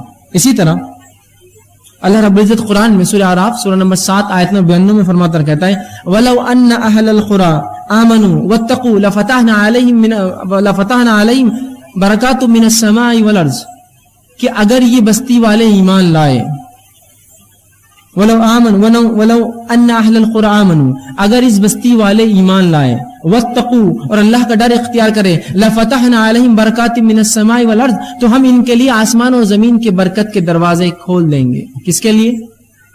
جو ایمان لائے اور اللہ کا ڈر اختیار کرے، اللہ آسمان اور زمین کے دروازے اس کے لیے رزق کے کھول دیں گا، برکت کے دروازے کھل جائیں گے اس کے لیے جو اللہ کا تقوی اور ڈر اختیار کرے۔ دیکھیے کیسا عظیم فائدہ ہے اللہ کا ڈر اور تقوی اختیار کرنے کہ اللہ آسمان اور زمین کے برکت کے دروازے کھول دیتا ہے۔ آج دیکھیے کبھی بارش تو ہوتی ہے، کھیتی فصل تو آتی ہے، پیسہ بھی کبھی ہاتھ لگتا ہے، برکت کہاں ہے اس کے اندر؟ ایک زمانہ تھا، آپ نے بھی سنا ہوگا، میں نے بھی سنا ہے کہ لوگوں کی تنخواہیں 100 200 روپے 40 اور 50 روپے ہوا کرتی، لیکن حالات یہ تھے ایک ایک انسان 10 20 اور 25 لوگوں کو پالتا تھا اپنے گھر میں، اتنی برکت تھی اس روپے میں۔ آج ہم ہزاروں اور لاکھوں کما کے بھی 2 اولاد کو پالنا ہمارے لیے مشکل ہے۔ یہ تو برکت چھین گئی زمین و آسمان ہم جو دیتی تھی، ہم کو جو فائدے تھے، اس لیے کہ ہم نے ایمان لا کر اللہ کا ڈر دل میں نہ رکھا، صرف ایمان نام کو لایا، مسلمان ہے۔ اگر ڈر رکھتے تو اللہ آسمان و زمین کی برکت کے دروازے اس بستی والوں پر، ایمان والوں پر کھول دیتا۔ اور یہ توحید کی برکت ہے، یاد رکھیے۔ اور جس قوم نے توحید کو اپنایا، اللہ نے اس کے لیے زمین و آسمان کے دروازے برکت کے کھول دیے۔ اس کے نمونے آپ دیکھ سکتے ہیں ان قوموں کے تعلق سے جو قومیں کسی زمانے تک پستی میں رہی، اور اس کے بعد اللہ رب العزت کو ڈر اختیار کیا اور توحید پر آئی، اللہ رب العزت نے زمینوں کے نیچے سے خزانے ان کے لیے کھول دیے۔ جب انہوں نے اللہ کا ڈر اور تقوی اختیار کیا اور توحید پر اڑ گئے تو اللہ نے ایسی جگہ سے روزی دی جہاں سے گمان بھی نہ کی ہوں گی۔ کس نے گمان کیا تھا؟ ان علاقوں کو جن کو بنجر زمین اور چٹیل ریگستان مانا جاتا تھا کہ اس کی زمین کے نیچے سے سونا اگلیں گی وہ زمینیں اور پیٹرول کی شکل میں مادے نکل رہے ہیں۔ آج دنیا اس کا فائدہ اٹھا رہے، وہ ممالک اس کا فائدہ اٹھا رہے۔ کبھی کیا گمان میں کیا ہوگا ان ممالک نے کہ زمین کے نیچے اللہ نے ان کے لیے ایسے رزق رکھے؟ تو توحید کی برکت ہے، یاد رکھیے۔ جو قوم توحید پر آ جائیں گی اللہ آسمان و زمین کے دروازے کھول دیں گا، وہاں کھول دیے ان کے لیے۔ یہ فائدہ ہوتا ہے بستی والوں کو کہ اگر وہ ایمان لائے، جیسا حق ہے، تقوی اختیار کرے اللہ کا، تو ایسی جگہ سے رزق دیتا ہے گمان نہ کیا ہوگا، اور آسمان زمین کے برکت کے دروازے ان کے لیے کھول دیتا ہے۔ تو یہ بڑی اہم چیز ہے، یاد رکھیے، اللہ کا ڈر اور تقوی اختیار کریں۔ اسی طرح عبداللہ ابن عباس رضی اللہ عنہ فرماتے ہیں اور کہتے ہیں اس آیت کے تعلق سے، اس کی تفسیر میں کہتے ہیں لا وسعنا علیہم الخیر ویسرناہ لہم من کل جانب، کہ اس آیت کے تحت جو بات سمجھ میں آتی وہ یہ ہے کہ ہم ان کے لیے خیر کو عام کر دیتے ہیں۔ زمین آسمان اور زمین کی جو برکت کے دروازے کھول دیے جاتے ہیں، اس کا معنی وہ کہتے ہیں عبداللہ ابن عباس رضی اللہ عنہ کہ اس کا معنی یہ ہے کہ اللہ ان کے لیے جو ہے ہر جانب خیر عام کر دیتا ہے اور اس کو حاصل کرنا ان کے لیے آسان کر دیتا ہے۔ خیر کو اللہ عام کر دیتا ہے ایسی قوم کے لیے، اور حاصل کرنا اس سے زیادہ اس کو آسان کر دیتا ہے۔ کبھی خیر تو عام ہوتا ہے لیکن حاصل نہیں کر پاتے ہم اس سے، تو خیر کو عام کرتا ہے اللہ اور اس کو حاصل کرنا آسان کرتا ہے۔ تو دیکھیے اللہ کا ڈر اختیار کرنے کا فائدہ کیا ہے، زمین و آسمان کی برکتیں اور ساتھ میں ایسی جگہ سے روزی اور رزق جہاں سے گمان نہ کیا۔ آئیے اسی طرح جو ہے تیسرا اصول تقوی کے بعد جو تیسری چیز اپنی زندگی میں ہم لائیں گے جس سے ہم کو یہ فائدہ ہوگا کہ ہم رزق کی کنجا حصول رزق کے لیے جو رزق میں بڑھوتری زیادہ کرنے کے لیے جو ہم کریں گے وہ یہ ہے اللہ تعالیٰ پر توکل، بھروسہ، اعتماد۔ آج مسلمان کو جب بھی رزق کی تنگی آتی ہے، رزق کی کمی ہوتی ہے، چاہے اولاد کی شکل میں، باغات یا مال تجارت میں گھاٹے کی شکل میں، یا اسی طرح جو ہے اور بھی قسم کی کوئی تکلیف آتی ہے، وہ سب سے پہلے غیر اللہ کے پاس بھاگتا ہے اللہ پر توکل چھوڑ کر، اور ان سے مانگتا ہے کہ مجھے دو۔ کہاں سے ملیں گے پھر آپ کو رزق میں اضافہ؟ اللہ سے آپ مانگے، اس پہ کامل توکل اور بھروسہ کریں۔ اور اس کے تعلق سے توکل کسے کہتے ہیں یاد رکھ لیجئے، امام غزالی رحمہ اللہ کہتے ہیں توکل کے تعلق سے اپنی کتاب احیاء علوم الدین کے اندر وہ لکھتے ہیں اور کہتے ہیں توکل یہ ہے کہ دل کا اعتماد صرف اسی پر ہو جس پر بھروسہ کیا گیا ہو، دل کا مکمل اعتماد اس ذات پر ہو جس پر بھروسہ کیا ہو، اور مکمل طور پر اس پہ توکل کرے جس کا اس نے دعویٰ کیا ہو۔ اگر ایک شخص یہ کہتا ہے میں مسلمان ہوں اور رب پر میرا توکل بھروسہ ہے، اب مکمل طور سے اس پر اعتماد کرے کہ ہاں رب مجھے دینے والا ہے، اب ضرورت نہیں شک و شبہ کی، مکمل اعتماد کرے اس ذات کے اوپر جس کا اس نے نام لیا ہے، اس پہ اعتماد، یہ ہے توکل، بھروسہ، اعتماد جس کو عام زبان میں کہیں۔ اسی طرح امام مناوی کہتے ہیں توکل کے تعلق سے اس کا معنی لکھتے ہوئے کہتے ہیں کہ توکل بندے کے اظہار عجز ہے، بندہ اللہ کے سامنے عاجز ہو جائے، اللہ میں کچھ نہیں کر سکتا ہوں، بس میں عاجز ہوں تیرے سامنے، تجھ سے ہی مانگتا ہوں مکمل طور سے، اور جس پر توکل کیا گیا ہے اس پر مکمل بھروسہ کرے۔ تو ایک مومن توکل کرے کس پر؟ اللہ پر، اس سے رزق میں بڑھوتری ہوتی ہے۔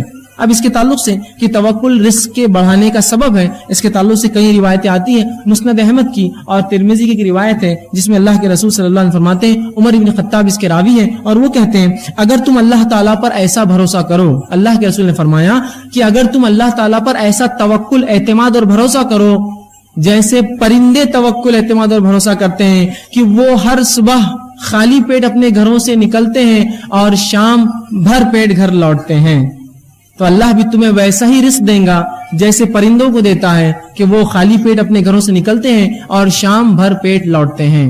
توکل کا فائدہ کہ اگر تم اللہ پر ویسا توکل کرو جیسا پرندے کرتے ہیں تو اللہ بھی تمہیں رزق دے گا کہ وہ صبح اپنے گھر سے بھوکے پیٹ نکلتے ہیں اور جب رات لوٹتے ہیں تو بھر پیٹ لوٹتے ہیں۔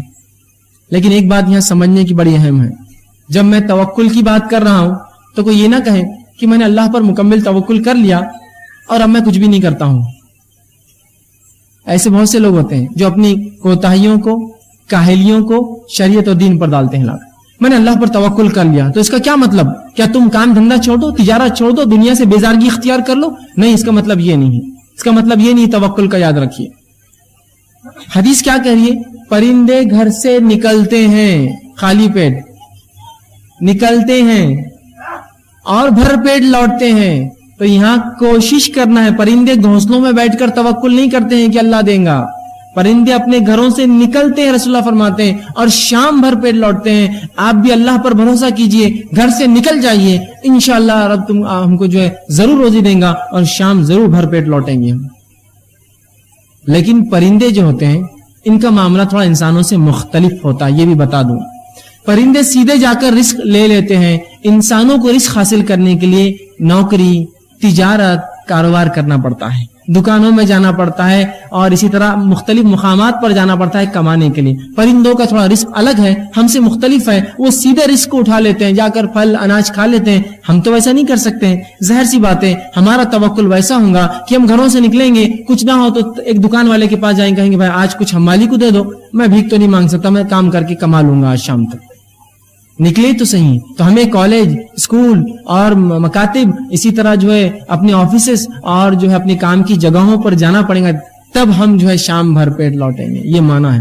ورنہ کوئی کہے میں نے اللہ پر توکل کر لیا، بس میرا پورا اعتماد ہے کہ اللہ مجھے دینا چاہیں گا تو دیں گا، نہیں تو نہیں، میں گھر میں ہی رہوں گا، تو ایسا انسان یاد رکھیے اگر جو ہے کسی ایسے جھاڑ کے نیچے بھی لیٹا جہاں بہت زیادہ پھل پک کر گرتے تب بھی پھل بہت مشکل سے اس کے منہ میں آ کر گرے گا، یہ توکل نہیں، یہ توکل نہیں، ٹھیک ہے۔ تو توکل کا معنی یہ ہے کہ آپ کوشش کریں اللہ پر بھروسہ رکھتے ہوئے، اللہ ضرور آپ کو رزق دیں گا، کوشش کریں۔ تو اس کا مطلب یہ نہیں آپ کوشش چھوڑ دیں، اور کیوں نہ ہو، اللہ سورۃ طلاق سورہ نمبر 5 آیت نمبر 3 میں فرماتا ہے وَمَن يَتَوَكَّلْ عَلَى اللَّهِ فَهُوَ حَسْبُهُ، جو اللہ پر بھروسہ اور اعتماد کرتا ہے اللہ سے کافی ہو جاتا ہے، اللہ اس کے لیے کافی عادت۔ لیکن کوشش یہ زیادہ ضروری ہے، شک اور شبے میں نہ پڑے آپ، ورنہ بہت سے لوگ ہوتے ہیں کہتے ہیں بھائی کیوں محنت کر رہے ہو، مشقت کر رہے ہو، بس اللہ اللہ کرتے رہو، جتنا دینا اللہ دیں گے۔ ارے بھائی کوشش ضروری ہے، کوشش کے بعد تمام چیزیں ہیں، ٹھیک۔ اللہ کے رسول صلی اللہ علیہ وسلم کے پاس ایک شخص آیا، ابن حبان کی روایت ہے، عمرو بن امیہ رضی اللہ راوی ہے، وہ کہتے ہیں کہ رسول اللہ صلی اللہ علیہ وسلم کا ایک شخص آیا اور اس نے کہا اللہ کے رسول میں اپنی اونٹنی کو کھلا چھوڑ دیتا ہوں اور اللہ پر توکل کرتا ہوں، بھروسہ کرتا ہوں۔ رسول اکرم نے کہا نہیں، تو اس کے گھٹنے کو پہلے باندھ دے پھر اللہ پر توکل کر۔ سمجھے آپ توکل کا معنی؟ تو کوشش کر لے اس کو بچانے کی، کیوں بھاگ کر نہ جائے، پھر اللہ پہ بھروسہ کر۔ تو اونٹنی کو کھلا چھوڑیں گے اور اللہ پہ بھروسہ کریں گے تو بھاگ جائیں گی۔ پھر تو جو تیرے ماتحت کوشش ہے وہ کر لے کہ اونٹنی کے گھٹنے کو باندھ دے، پیر کو باندھ دے، پھر اللہ پر بھروسہ کر، پھر انشاءاللہ العزیز جو ہونا ہے وہ اللہ کریں گا۔ لیکن یہ نہیں کہ آپ کو کوشش نہ کرے اور کہیں میں نے اللہ پر توکل کر لیا، اب اللہ میرا رزق میرے گھر میں بھیج دیں گا، میں بیٹھا رہوں گا، ایسا نہیں ہونے والا، یاد رکھیں۔ پرندے نکلتے ہیں اللہ پر بھروسہ کر کے، شام بھر پیٹ لوٹتے ہیں، نکلیے، کوشش کیجئے، جائیے تو یہ معاملہ ہوگا۔ لیکن ہمارے پاس ایک عجیب مسئلہ ہے، عجیب مسئلہ ہے، ہم نے کام کو چھوٹے اور بڑے معاملوں میں تقسیم کر دیا، چھوٹے کام اور بڑے کام، اور شریعت نے جہاں اچھا اور برا نہیں کہا، اچھے کام اور برے کام بھی ہم نے کر لیے۔ کوئی کام جب تک حلال ہو اچھا اور برا نہیں، تو سب اچھے ہیں، اگر حلال ہے تو اچھا ہے۔ کوئی انسان اگر جوتا بھی اگر سیتا ہے تو وہ بھی اچھا کام کرتا ہے، کوئی غلط نہیں۔ ہاں اگر کوئی بہت کماتا اور حرام کام کرتا ہے تو وہ کام غلط ہے، بڑے اس کے کہ اس نے حلال کام کرا ہے، جوتا سی رہا ہے، جھاڑو مارتا ہے، حمام اور پیخانے لوگوں کی صاف کرتا ہے، وہ حلال کام ہے اس کے لیے، بڑے اس کے کہ حرام کام کریں۔ لیکن ہمارا مسئلہ یہ، وہ ڈگری وہ پوسٹ ملی تو میں جاؤں گا، نہیں تو میں کام نہیں کروں گا۔ پھر ایسے لوگوں کے لیے توکل اور بھروسہ اور تقویٰ کچھ کام نہیں آنے والا ہے۔ یہاں نکلنے کے معنی میں آپ جائیے، کوشش کیجیے۔ آپ کوشش نہیں کریں گے اور بولیں گے میں سیدھا جاؤں اور ایک مالدار انسان بن جاؤں، تو یہ ہونے والا ہے نہیں۔ کوشش کیا ہے اس کے لیے؟ اور ہر شخص جو کسی زمانے میں مالدار ہوتا ہے کسی زمانے میں کہانی پوچھی وہ غریب بھی تھا, چھوٹی چھوٹی کوشش کی اور اسی کوشش میں بڑھتا رہا, اللہ نے اس کو برکت دی. سمجھ رہے آپ بات؟ تو کوشش کیجیے, چاہے کام کوئی بھی ملے, حلال ہے, کرنے میں شرمائیے مت, بڑھ جائیے آگے, اس کو بڑھ کر کیجیے, انشاءاللہ عزیز آپ کو دنیا اور آخرت کے فائدے ہوں گے انشاءاللہ. ٹھیک ہے. چوتھی چیز جو ہم کو کرنا پڑیں گے رزق کو بڑھانے کے لیے وہ ہے صلہ رحمی. صلہ رحمی بڑی اہم چیز ہے, یاد رکھیے. صلہ رحمی کا معنی ہوتا ہے رشتوں کو جوڑے رکھنا, رشتوں کو جوڑے رکھنا. ٹھیک ہے. حافظ ابن حجر اسقلانی رحمہ اللہ وہ لکھتے ہیں اس کے تعلق صلہ رحمی کے تعلق سے, اور کہتے ہیں کہ صلہ رحمی سے مراد رشتہ داری ہے, اور رشتہ دار سے مراد وہ لوگ ہیں جن میں باہمی نسبتی تعلق ہو, چاہے پیدائش سے تعلق بنا ہو, چاہے نکاح سے تعلق بنا ہو, نسبتی اس سے تعلق ہو, چاہے پھر وہ وارث ہو یا نہ ہو, محرم ہو یا نہ ہو, وہ اس کا رشتہ ہے. مثال کے طور پر کچھ لوگ وارث ہوتے ہیں رشتہ دار, مثال کے طور بیٹے اور بیٹیاں یہ وارث ہیں اور ساتھ میں محرم بھی ہے, لیکن کچھ لوگ غیر محرم بھی ہوتے ہیں جو آپ کے رشتہ دار ہوتے ہیں, آپ کی جو ہے چچیری بہنیں اور پھپھیری بہنیں اور خلیری بہنیں, وہ آپ کی محرم نہیں ہے لیکن رشتہ دار ہے. تو یہ تمام رشتے جو انسان پیدائش سے لاتا ہے اور تمام رشتے جو اس کے نکاح کی بات بنتے ہیں یہ ہے اس کے رشتہ دار, اور ان سے صلہ رحمی کرنا, رشتوں کو جوڑے رکھنا, خام و خواہ کے نہیں توڑنا. لیکن آج ہم دیکھتے ہیں لوگ خطا رحمی کرتے ہیں, رشتوں کو توڑ دیتے ہیں آسانی سے. چچا ہے بات نہیں کرتا, یہ ہے بات نہیں کرتا, ان کے پاس جاتا نہیں, ان سے ملتا نہیں, ان کے پاس کھاتا نہیں. رشتے مت توڑیے خام و خواہ کے. صلہ رحمی کے آئیے فائدے سن لیجیے. اللہ کے رسول صلی اللہ علیہ وسلم فرماتے ہیں, ابو جو ہے بخاری کی روایت ہے, ابو ہریرہ رضی اللہ عنہ اس حدیث کے راوی کہتے ہیں آپ صلی اللہ علیہ وسلم فرمایا جو شخص اپنے رزق میں کشادگی چاہتا ہے اور اپنی عمر میں اضافہ چاہتا ہے وہ صلہ رحمی کرے. جو شخص اپنے رزق میں کشادگی, روزی میں بڑھوتری چاہتا ہے اور عمر میں برکت اور اضافہ چاہتا ہے وہ صلہ رحمی کرے, رشتوں کو باقی رکھے, خام و خواہ رشتے نہ توڑے. آئیے دوسری روایت انس بن مالک رضی اللہ عنہ فرماتے ہیں, بخاری کی روایت ہے, فرماتے ہیں رسول اللہ نے کہا جو شخص یہ چاہتا ہے کہ اس کے رزق میں وسعت ہو, کشادگی ہو اور عمر میں بڑھوتری اللہ بڑھائے تو وہ صلہ رحمی کرے, رشتوں کو باقی رکھے, خام و خواہ رشتے نہ توڑے. اسی طرح مسند احمد اور ترمذی کی ایک روایت ہے جس میں اللہ کے رسول صلی اللہ علیہ وسلم فرماتے ہیں, ابو ہریرہ رضی اللہ عنہ اس حدیث کے بھی راوی ہیں, وہ کہتے ہیں اللہ کے رسول نے فرمایا اپنے خرابت داروں کے تعلق سے معلومات حاصل کیا کرو, اپنے رشتہ داروں کے بارے میں معلومات لیا کرو, اس لیے کیا فرماتے ہیں تاکہ تم صلہ رحمی کر سکو, تاکہ ان سے رشتے باقی رکھ سکو. بلا شبہ بغیر شک کے صلہ رحمی سے خاندان میں محبت, صلہ رحمی کرنے سے خاندان میں محبت, مال میں کثرت اور عمر کے اندر اضافہ ہوتا ہے.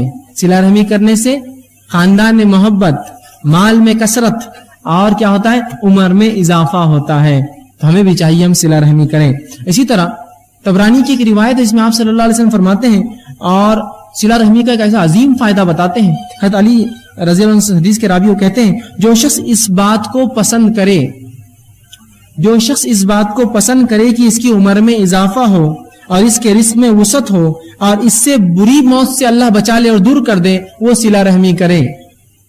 جو شخص یہ چاہتا ہو کہ اس کے مال کی کثرت و مال بڑھے, عمر میں اضافہ ہو اور بری موت سے اللہ اس کو بچا لے وہ صلہ رحمی کرے, رشتوں کو جوڑے رکھے. آئیے صلہ رحمی کا ایک اور فائدہ دیکھیے, عظیم فائدہ. رسول اللہ فرماتے, ابن حبان کی روایت ہے, ابو بکر رضی اللہ عنہ حدیث کے راوی ہے, وہ کہتے اللہ کے رسول نے فرمایا تمام نیکیوں میں سب سے زیادہ جس نیکی کا جلدی بدلہ مل جاتا ہے وہ صلہ رحمی ہے. تمام نیکیوں میں سب سے جلدی جس نیکی کا بدلہ ملتا ہے وہ صلہ رحمی ہے. اور پھر فرماتے ہیں جس کا ثواب حاصل ہوتا ہے صلہ رحمی سے ملتا ہے, یہاں تک کہ جب کسی برے خاندان کے لوگ, نیک نہیں ہے برے لوگ, برے خاندان کے لوگ اپنے رشتہ داروں سے صلہ رحمی کرتے ہیں تو اللہ تعالیٰ ان کے مالوں کو بڑھا دیتا ہے. کیا فرما رہے ہیں؟ سب سے جلدی بدلہ اگر کسی عمل کا دنیا میں ملتا ہے تو وہ صلہ رحمی ہے. حتیٰ کہ کوئی خاندان ہے جو نافرمان ہے اپنے رب کا لیکن لوگوں کے رشتے, اپنے رشتوں کو باقی رکھتا ہے, تو اللہ اس کو دنیا میں یہ بدلہ دیتا ہے کہ اس کے مال کو بڑھا دیتا ہے. حالانکہ لوگ گنہگار ہیں لیکن بدلہ کیا مل رہا ہے دنیاوی صلہ رحمی کا, کہ مال کو بڑھا دیتا ہے, ان کی اولاد کی تعداد بڑھا دیتا ہے, مال میں اضافہ کرتا ہے, اولاد میں اضافہ کرتا ہے ہوتا ہے, اور کسی بھی صلہ رحمی کرنے والے کا خاندان محتاج نہیں رہ سکتا, چاہے گناہگار کیوں نہ ہو. صلہ رحمی کرتا ہے تو انشاءاللہ العزیز محتاج کبھی نہیں ہوگا, محتاج نہیں ہوگا.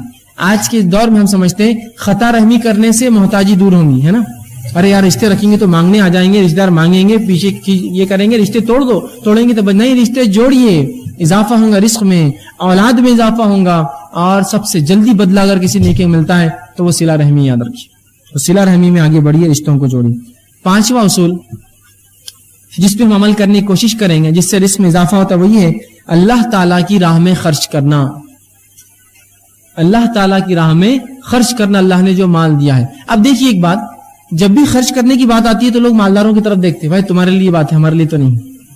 ایسا ہوتا ہے، جب بھی خرچ کرنے کی بات آئی، بھائی یہ تو تمہارے لیے، ہم تو اس سے بری ہیں، بری نہیں ہے کوئی بھی اس سے۔ ایک آدمی جو دن بھر میں 10 روپے کماتا ہے، ایک آدمی جو دن بھر میں 10 روپے کماتا ہے، اگر وہ بھی اللہ کی راہ میں روپیہ خرچ کرے تو اس کو کبھی کبھار اس شخص سے زیادہ اجر ملتا ہے جو لاکھوں روپیہ خرچ کرے، معلوم آپ کو۔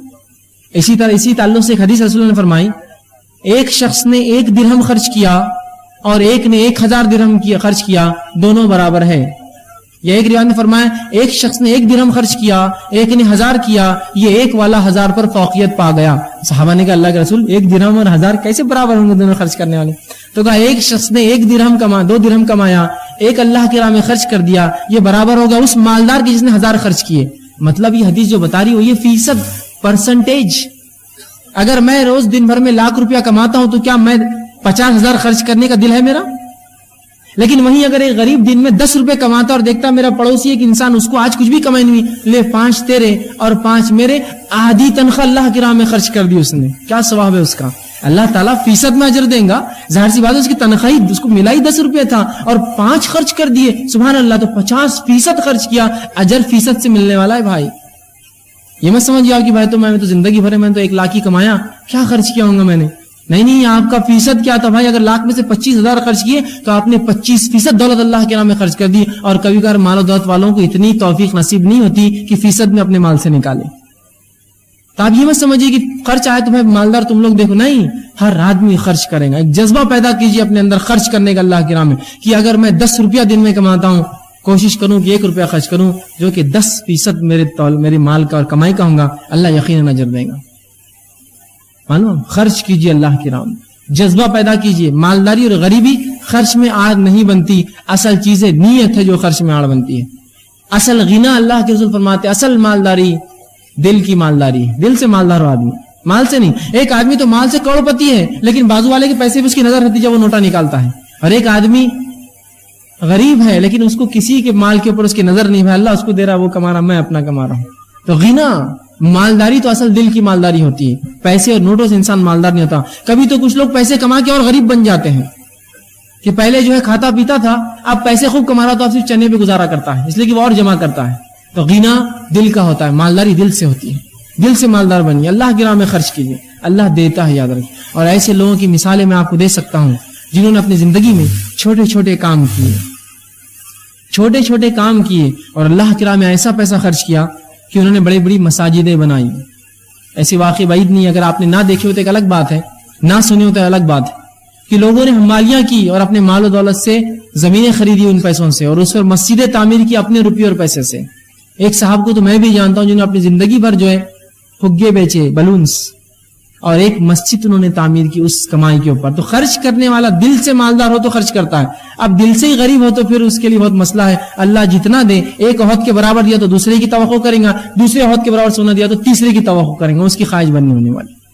تو خرچ کیجیے اللہ کے راہ میں، جذبہ پیدا کیجیے، اس کا بڑا فائدہ ہے۔ اب اللہ کے راہ میں خرچ کرنے کا کیا معنی ہے؟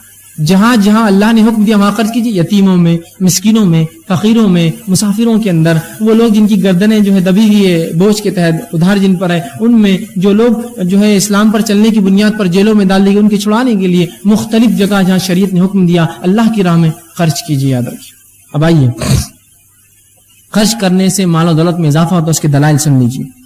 اللہ رب العزت سورہ سبا سورہ نمبر 34 آیت نمبر 39 میں فرماتا اور کہتا ہے وَمَا أَنفَقْتُم مِّن شَيْءٍ فَهُوَ يُخْلِفُهُ، اور آگے فرماتا وَهُوَ خَيْرُ الرَّازِقِينَ، تم جو کچھ اللہ کی راہ میں خرچ کرو گے اللہ اس کو لوٹا دے گا، اور اللہ خیر رزق دینے والا ہے۔ کیا فرمایا؟ تم جو کچھ اللہ کی راہ میں خرچ کرو گے اللہ اس کو لوٹانے والا ہے، يُخْلِفُهُ، تم کو واپس پلٹائیں گا اللہ وہ چیز۔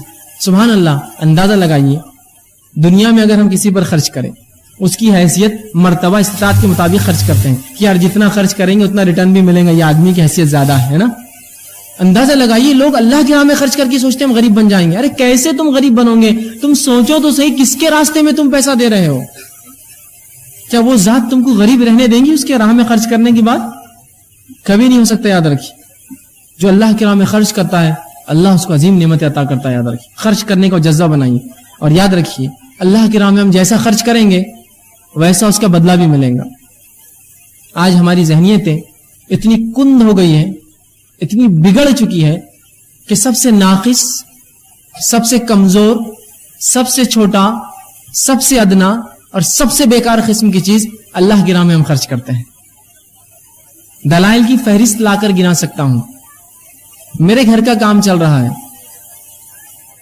اور میرے گھر کی فرشی کیسی ہونا چاہیے, وہ میرے شان و شوکت اور میرے اسٹیٹس کے مطابق ہونا چاہیے.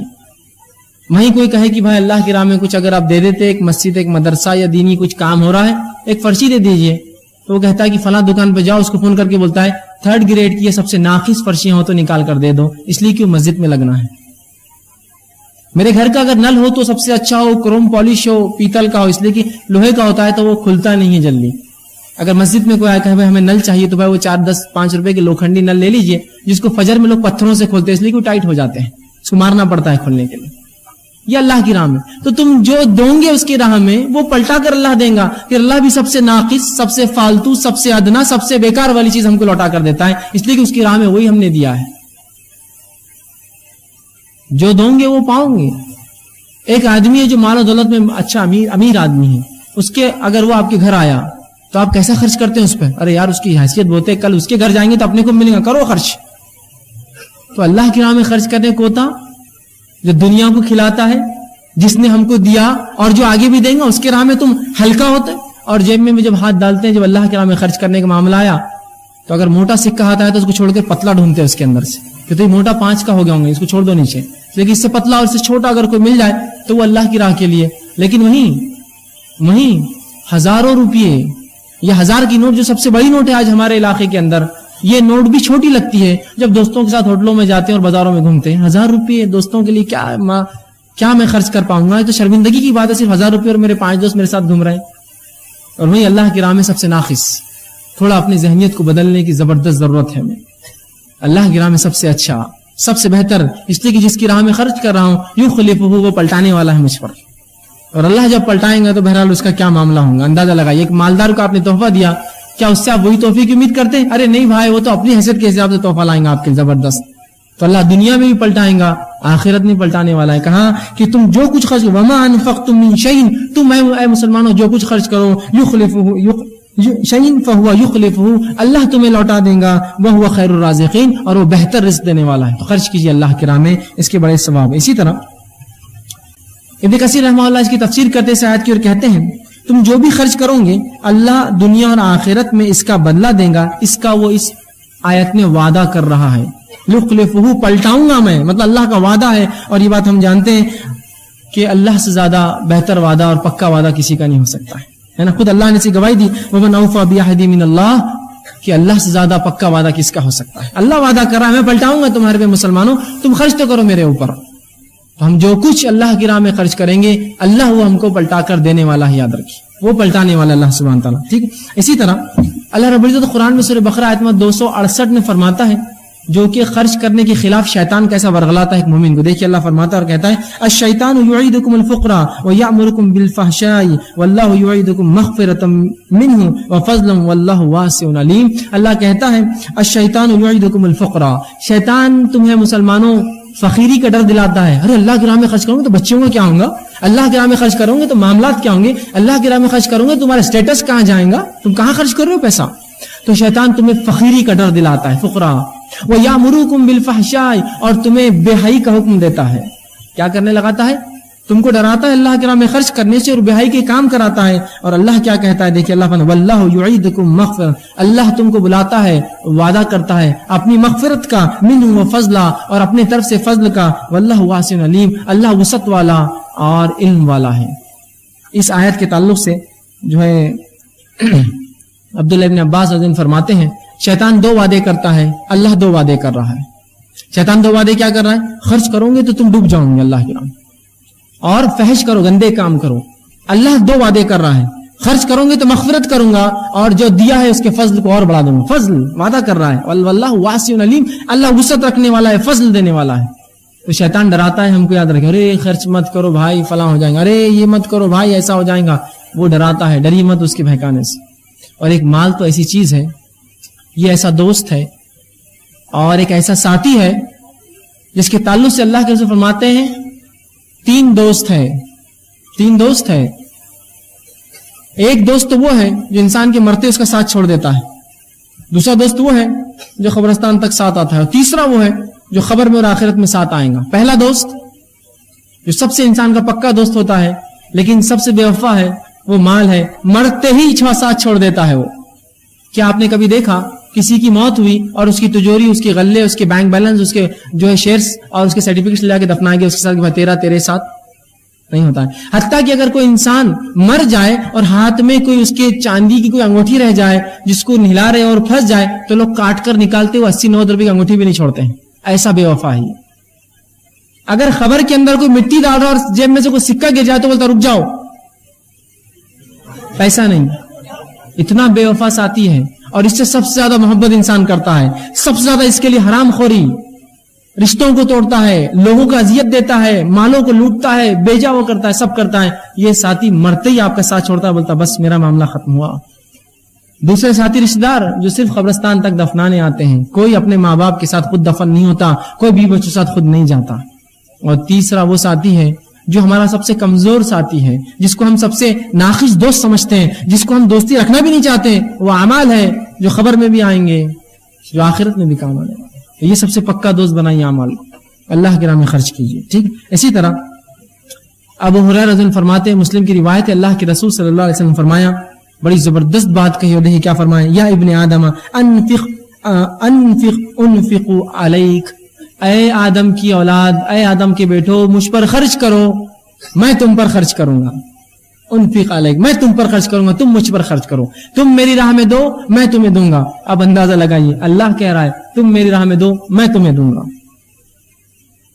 अल्लाह तो दूर, अगर दुनिया में कोई एक मालदार इंसान जो अमीन है, जो अमानतदार है, आपको पता है और धोखा नहीं देता, वो अगर आपसे कहे कि जाओ खर्च करो मेरे नाम से, मैं तुमको दूंगा, आप बोलेंगे भाई तुम्हारा वादा है तो फिर तो मैं सब कुछ लुटा दूंगा अल्लाह। तो ये अल्लाह कह रहा है, ऐ आदम की औलाद, हदीस खुदसी है, तू मेरी राह में खर्च कर, मैं तुझ पर खर्च करूंगा। अंदाजा लगाइए, जो अल्लाह खर्च करने की बात कर रहा है, तो आप एक औरंगाबाद के मालदार की हैसियत देखिए, अगर वो आपसे कहे कि मैं तुम पर खर्च करूंगा तो क्या सोच रहे हैं आप? अगर महाराष्ट्र का सबसे मालदार इंसान करे मैं तुम पर खर्च करूंगा तो क्या सोच रहे हैं आप उससे? 200-400 रुपए नहीं भाई, वो तो बहुत देगा। और हिंदुस्तान का सबसे मालदार इंसान करे अरे मैं तुम पे खर्च करूंगा, और अगर दुनिया का सबसे मालदार इंसान कहे कि खर्च करूंगा तो क्या सोच रहे हैं? तो अंदाजा लगाइए, जो रब है दुनिया को पालने वाला, जो रिस्क देना, वो कह रहा है मैं तुम पर खर्च करूंगा। क्या उम्मीद करते हैं उससे? क्या उम्मीद करते हैं उससे हम? तो अल्लाह के राह में खर्च कीजिए, अल्लाह हम पर खर्च करेगा। जबरदस्त ऑफर है अल्लाह की तरफ से, ठीक। तो अल्लाह के राह में खर्च करने के बड़े फायदे हैं। एक हदीस बहरहाल आती है जिसमें अल्लाह के रसूल फरमाते हैं हर रोज 2 फरिश्ते दुनिया में आते हैं। बुखारी की रिवायत अबू हुरैरा उसके रावी है, और एक कहते हैं अल्लाह जो तेरे राह में खर्च करे उसके माल को बढ़ा, और दूसरा कहते हैं अल्लाह जो खर्च ना करे उसके माल को घटा दे। तो अल्लाह के राह में जो माल खर्च नहीं होता वो खुद ब खुद घट जाता है। अब ठीक, अब इसी तरह छठी चीज, छठा उसूल हम रिस्क को बढ़ाने के लिए क्या करेंगे, वही है कमजोरों के साथ एहसान कीजिए। कमजोर कौन हो सकता है? बूढ़े लोग जो ज़ईफ हैं। और एहसान सिर्फ पैसों से नहीं होता, याद रखिए। हम समझे तो एहसान बोलते सिर्फ पैसे नहीं, एक मालदार इंसान लेकिन बूढ़ा है उसकी मदद कीजिए, उस पर एहसान है आपका। कमजोरों के साथ एहसान कीजिए। यतीम हैं, बेवाएं हैं, मिस्कीन हैं, बच्चे हैं, है ना, मुसीबत ज़दा लोग हैं, आफत और बलाओं में फंसे हुए, जैसा जलजले आ गई, ये कमजोर लोग हैं, मदद कीजिए, इन पर एहसान कीजिए, इससे भी रिस्क बढ़ता है। अल्लाह के रसूल फरमाते हैं, बुखारी की रिवायत है, हजरत साद रज़ी अल्लाह ने एक बार ये शक हुआ और उन्होंने एक बार कहा, उनके जहन में ख्याल आया जो कि अल्लाह के रसूल ने कह दिया, और कहा कि अपने कमजोरों पे उन्होंने अपनी बर्तरी का इजहार किया। रसूलुल्लाह के पास एक दिन गए और कहा, अल्लाह के रसूल हमारे कमजोरों पे हमारी बर्तरी है, जो कमजोर लोग हैं, परेशान हाल लोग हैं, جو معذور لوگ ہیں، جو بیوائیں، ان پہ اپنی فضیلت انہوں نے ظاہر کی کہ ہم ان سے بہتر اور اچھے ہیں. تو اللہ کے رسول نے فرمایا اور کہا، تو رسول اللہ نے ان کو جواب دیا، تمہاری مدد صرف تمہارے کمزوروں کی وجہ سے کی جاتی ہے اور انہی کی وجہ سے تمہیں رزق دیا جاتا ہے. اللہ تمہاری مدد تمہارے کمزوروں کی وجہ سے کرتا ہے. اپنی فضیلت مت جھاڑو ان پر. تم یہ سمجھ رہے ہو کہ اس لنگڑے کو، اس یتیم کو تم پال رہے ہو، ارے اس کی وجہ سے تمہاری نصرت، تمہاری مدد اللہ کرتا ہے مشکلوں میں، اور اس کی وجہ سے تم رزق دیے جاتے ہو، رزق ملتا ہے. تو کمزوروں کے ساتھ احسان کیجئے. اور احسان ہمیشہ صرف مال سے نہیں ہوتا ہے، یاد رکھیے. احسان صرف مال سے نہیں ہوتا ہے. خندہ پیشانی سے ملنا، خوش حال سے ملنا، یہ بھی احسان ہے، یاد رکھیے. خوشی سے ملے، میرے بھائی آگے ہوئے، آئیے ماج، یہ ہے کمزور. اور واقعی میں ایک انسان جو کمزور ہے، مصیبت زدہ، پریشان ہے، آپ کی ایک ہنسی اس کے کئی غموں کو دور کر دیتی ہے. ایک ہنسی مسکرا کے مل لیا، میرے بھائی کیسا ہے. خندہ پیشانی سے ملنا، بوقت ضرورت مال خرچ کرنا، لوگ مصیبت میں تو مدد کرنا، یہ سب احسان ہے. یہ سب احسان ہے. صرف احسان یہ مت سمجھیے کہ پیسے دینا احسان ہے، نہیں، اور بھی چیزیں احسان ہیں. اور ان کے لیے دعائیں کرنا، یہ بھی احسان ہے، یاد رکھیے. دعائیں کرنا، خندہ پیشانی سے خوشی سے ملنا، اور مدد کرنا، اور تعاون جب ضرورت پڑے کرنا، جب ضرورت پڑے اپنے وسیلے سے کوئی کام ان کا کروا دینا، یہ بھی احسان ہے. یہ بھی احسان.